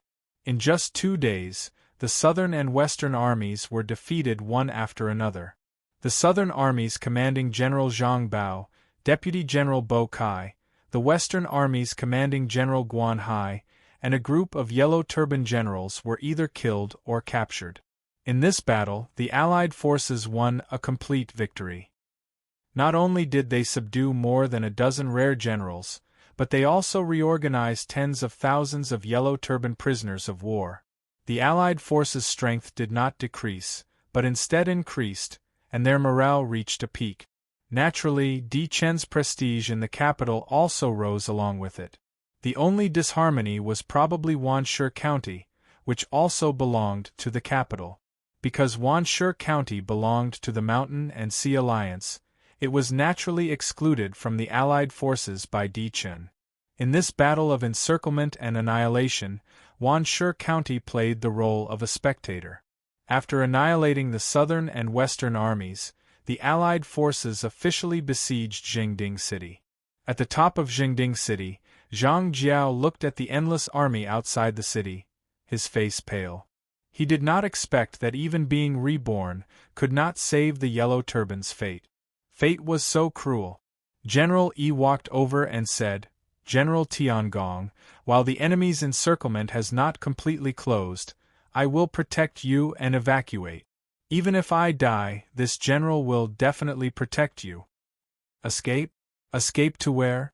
Zhang Jiao's eyes were filled with despair, and he said mournfully, "Even if I escape, I will still be living. What difference is there from death? Where there is life, there is hope." Zhang Jiao shook his head and said, "No need to persuade me, let me live and die with the city." General Yi was speechless. On the 22nd of June, the Allied forces launched a general attack on Jingding City. The Yellow Turban soldiers of Jingding City faced death with equanimity. The hundreds of thousands of people in the city were loyal followers of the Yellow Turban, and they were united. In this battle, the Yellow Turban army showed the Allied forces what was called fanaticism. Under the Allied forces' fierce attack, coupled with the catapults and scaling ladders, Jingding City held out for a full 5 days before it was breached. The Allied forces' losses in the siege exceeded the previous total. General Tiangong, Zhang Jiao, and General Yi all died in battle. Along with them, there were more than 20,000 Yellow Turban soldiers and tens of thousands of people. The tragedy of the battle was daunting. With the fall of Jingding City, it was announced that the Yellow Turban Rebellion, one of the 4 major rebel groups in the China region, had officially disappeared from the game stage. As soon as the news came out, the China region was in an uproar. In less than half a year, the Yellow Turban Rebellion was annihilated, which was really admirable. Di Chen's prestige soared, catching up to Ouyang Shua. With the contribution points from this battle, Di Chen was promoted to a 3rd-rank marquis in one fell swoop. Handan County becoming a county city was just around the corner. To be continued. Chapter 400. After occupying Jingding City, the atmosphere among the Allied forces became strange. In this battle, the Allied forces captured 4 Yellow Turban generals, Zhang Liang, Bo Kai, Han Zhong and Guan Hai, over 20 Yellow Turban generals and over 80,000 Yellow Turban soldiers. How would such a large cake be distributed? Apart from that, there was also Jingding Prefecture, which was occupied by the Yellow Turban. Especially Jingding City, who would occupy it? The benefits were too great. The lords were not fools. To prevent Handan County from monopolizing the spoils of war, they had secretly formed a small alliance to fight against the Handan Alliance led by Di Chen. Di Chen had his own ambitions. If he could take advantage of this battle to kill the donkey once it was no longer of use, then the whole of the capital would belong to Handan County. Unfortunately, Di Chen was facing a group of shrewd people. No one was more foolish than the other. After this battle, the lords of the capital would only be more cautious of Handan County. In this encirclement, Handan County was much stronger than other territories, be it in terms of their generals, equipment, or individual combat ability. Therefore, a group of lords with their own agendas began to compete in Jingding City. Both sides stayed in Jingding City for 5 days, wrangling over and over again before the cake was distributed. In the end, Handan County gained General Guan Hai, 2 Yellow Turban generals, and 10,000 Yellow Turban soldiers. The rest was divided among the other allies. Finally, Jingding City was too far from Handan County, so Di Chen had to give up. The 5 nearby territories would form an alliance to manage Jingding City. After dividing the cake, the alliance officially disbanded, and everyone went their separate ways. Riding on his warhorse, Di Chen looked back at Jingding City, which was gradually disappearing into the distance.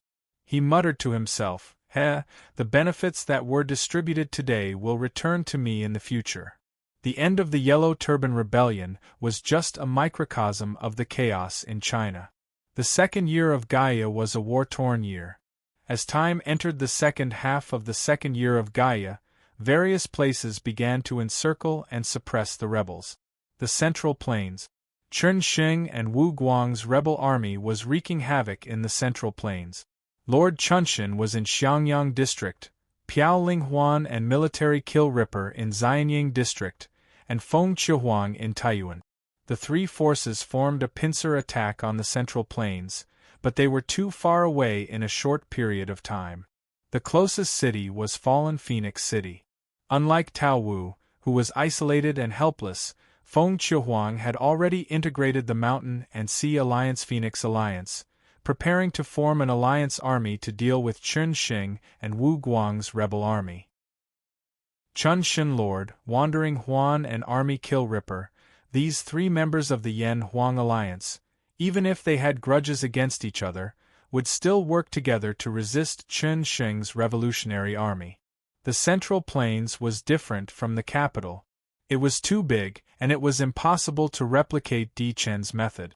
The only force that could fight against Chen Xing and Wu Guang's revolutionary army was the Central Plains Province's regional alliance, the Luoyang Alliance. It was not that the Luoyang Alliance did not ask for help from Feng Chihuang and Lord Chunshin. Unfortunately, they had the same considerations as Ouyang Shuo. Neither side was willing to send out their troops now, allowing the rebel army to wreak havoc in the Central Plains. The Central Plains was still struggling under the trampling of the Revolutionary Army. It was only a matter of time before the Revolutionary Army occupied the entire Central Plains. At that time, it would be the time for Lord Chunshin, Feng Chihuang, Piao Linghuan, Sha Po and the rest to show their might. The only variable was the Central Plains Province's royal city, Luoyang. If Chen Xing and Wu Guang did not know the immensity of heaven and earth, and wanted to lead troops to attack Luoyang, destruction would be right in front of them. Ouyang Shuo knew that every royal city had at least hundreds of thousands of elite imperial guards stationed there. In the first few years of the game, there was no territory that dared to touch the tiger's whiskers. Southeast Region. Compared to the Central Plains, the Southeast Region was much larger, spanning 5 to 6 provinces. War Wolves, Mighty Tyrant, Siege Lion and Dragon seeking acupuncture point each occupied a province. Unfortunately, the Huangchao Revolutionary Army's base was located in the Huanan Province. Adjacent to the Huanan Province were Red Blood County's Jianya District, Bawang County's Jiangnan Province and Black Lion County's Jiangchuan Province.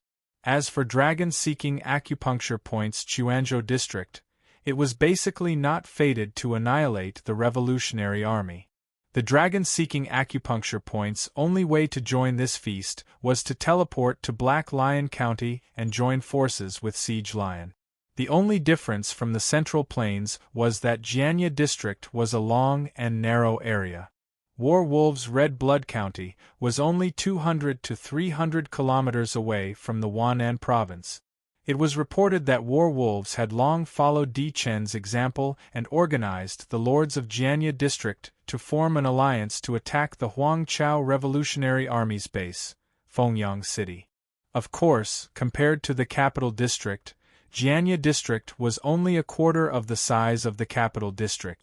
It would not be easy for War Wolves to destroy the Huangchao Revolutionary Army in one fell swoop. Especially the destruction of Yellow Turban, it would definitely arouse the vigilance of other revolutionary armies. War Wolves' goal was to earn merit points and advance to Marquis as soon as possible. The strangest part was, of course, the southwest region. Feng Qingyang's territory was located in Shu, which was out of reach. Shanghai City, Lingxi City and Tianshuang County were attacking the Taiping Revolutionary Army from 3 sides. However, Ouyang Shuo's attitude was unclear. At this time, Shanghai City did not attack the Taiping Heavenly Kingdom, but attacked Laizhou. Both Bai Hua and Song Wen had asked Ouyang Shuo about his intentions. Ouyang Shuo stated clearly that he had no plans to attack the Taiping Heavenly Kingdom for the time being. Bai Hua and Song Wen were speechless. After all, Shanghai City was the only place that was connected to the Taiping Revolutionary Army. Whether it was Lingxi City or Tianshuang County, they were separated by some distance, especially Tianshuang County, which was separated by Chiyu City, basically cutting off the path to attack the Taiping Heavenly Kingdom. Since Shanghai City did not move, Bai Hua and Song Wen could only bide their time. The only one who suffered was the Deathmatch Alliance in Guangxi Province. Just as Shanghai City attacked Laizhou County, the northern and western armies of the Taiping Revolutionary Army had successfully conquered Guilin County and Zhenan County. The Death Alliance vanished into thin air. Hong Xiuquan officially announced the establishment of the Taiping Heavenly Kingdom in Tianjing. Hong Xiuquan was still rational. After the establishment of the Taiping nation, he did not rush to expand outwards. Instead, he was busy integrating the newly conquered Guilin County and Zhenan County. At the same time, Hong Xiuquan ordered his generals to start reorganizing the army, training the original peasant army into a real regular army. The strength of the Taiping Heavenly Kingdom was growing like a rolling snowball. Naturally, Ouyang Shuo was not completely indifferent to this. Whether it was the Military Intelligence Bureau or the Black Snake Guards, they were all taking advantage of the chaos to speed up their infiltration of the Taiping Heavenly Kingdom. The strategy that Shanghai City had formulated was still progressing steadily. For the entire month of June, the flames of war raged in the China region. Other than the two giants, the Shanghai Alliance and the Yan-Huang Alliance, the other major alliances also began to stand out. Among them, the most eye-catching were naturally the Deathmatch Alliance, the Luoyang Alliance, and the Wannan Alliance. The common characteristic of the three alliances was that they faced the invasion of the Revolutionary Army. The Deathmatch Alliance had already been destroyed. How long could the Luoyang Alliance and Wannan Alliance last? It was noisy. After you sing, I'll appear. Who would stand at the head of the tide, and who would be drowned by the huge waves? Everything was just the beginning. The flames of war in the second half of the year would only burn more and more fiercely. On the 1st of July, the first day of the second half of the year, a system announcement sounded. System announcement. Congratulations to player Di Chen for becoming the fourth lord of a level 1 county in the China region. The reward is 3,800 merit points. In just 1 week, Handan City had completed its promotion. Handan City's promotion meant that the era of a county city was quietly approaching. After the promotion, Handan City was once again on the same starting line as Shanghai City. On the day of the promotion, Di Chen announced on the national channel that Handan City would be recruiting 200,000 adventurer players to settle in Handan City. 200,000 players was enough to wipe out the population advantage that Shanghai City had accumulated over the past half a year. To attract players to settle in Handan City, Di Chen announced a series of preferential policies on the forum. Among them, the most coveted was that Handan City would provide every family with a house for free. When the news came out, the China region was in an uproar. The adventurer players exploded with unimaginable enthusiasm. Too many players had had enough of the humble life in the capital.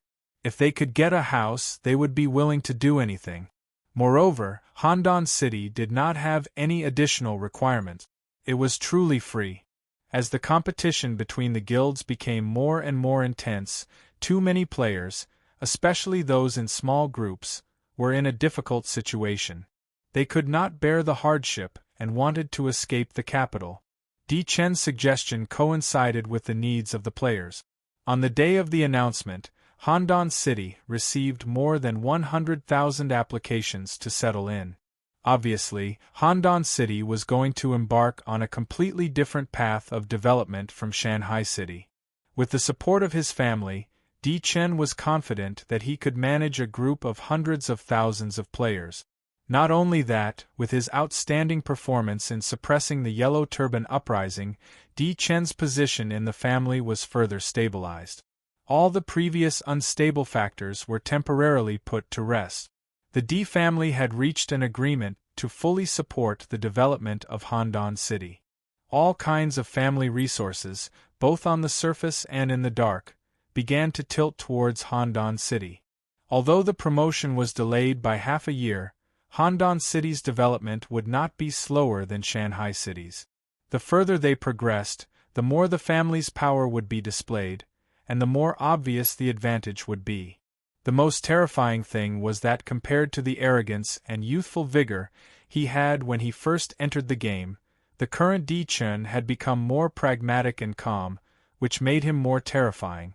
It had to be said that the Lord mode designed by Gaia was really good training. Di Chen's transformation and growth was the best example of this.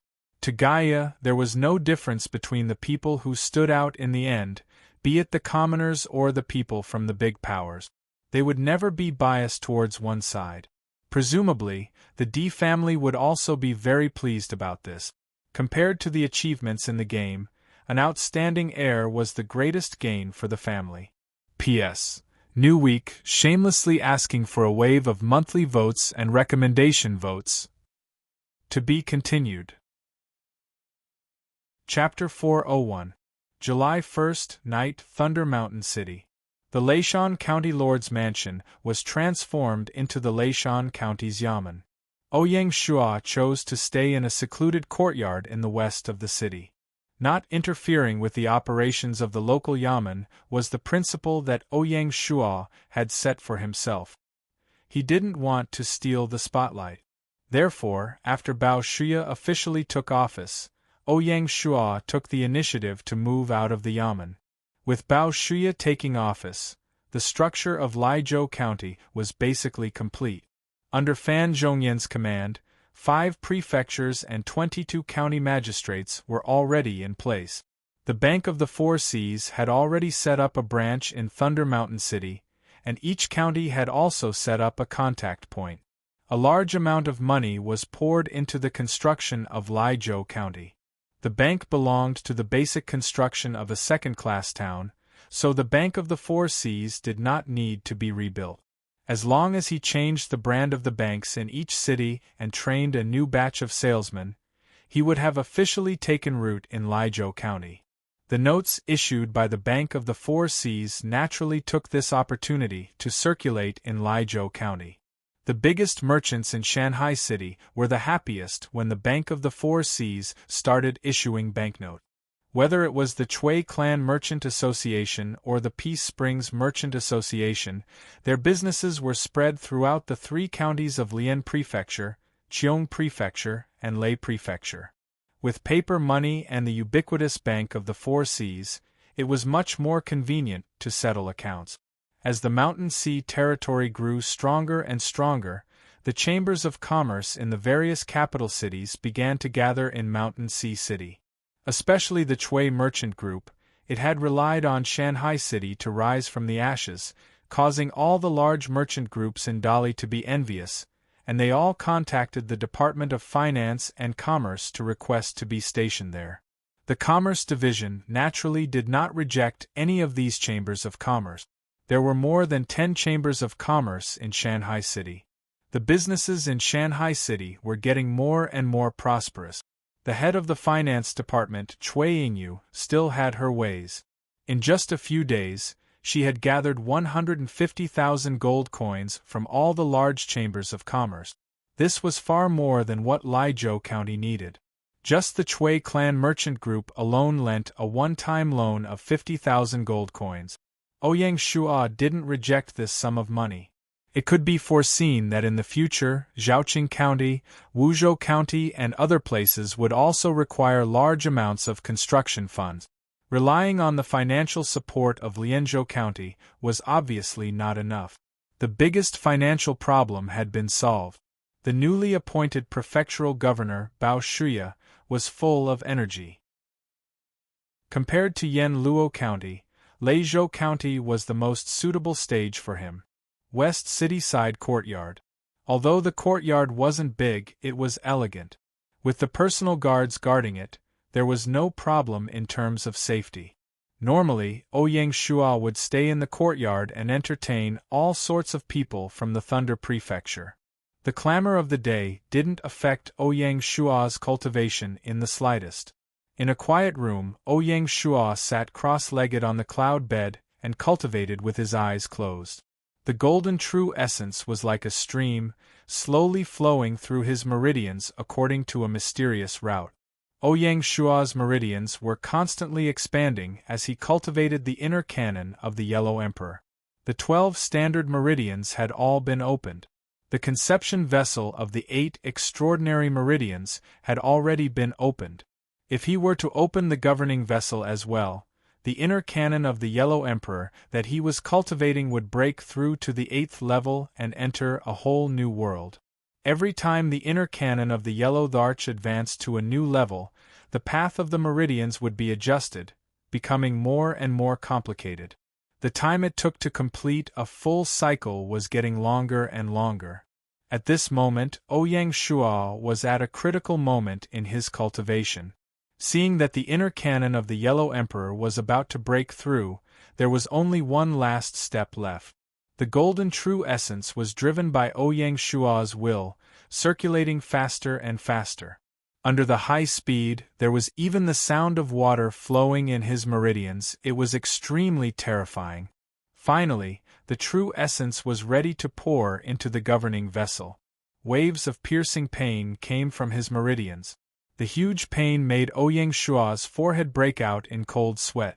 There was even white smoke rising from the top of his head. Ouyang Shua clenched his teeth.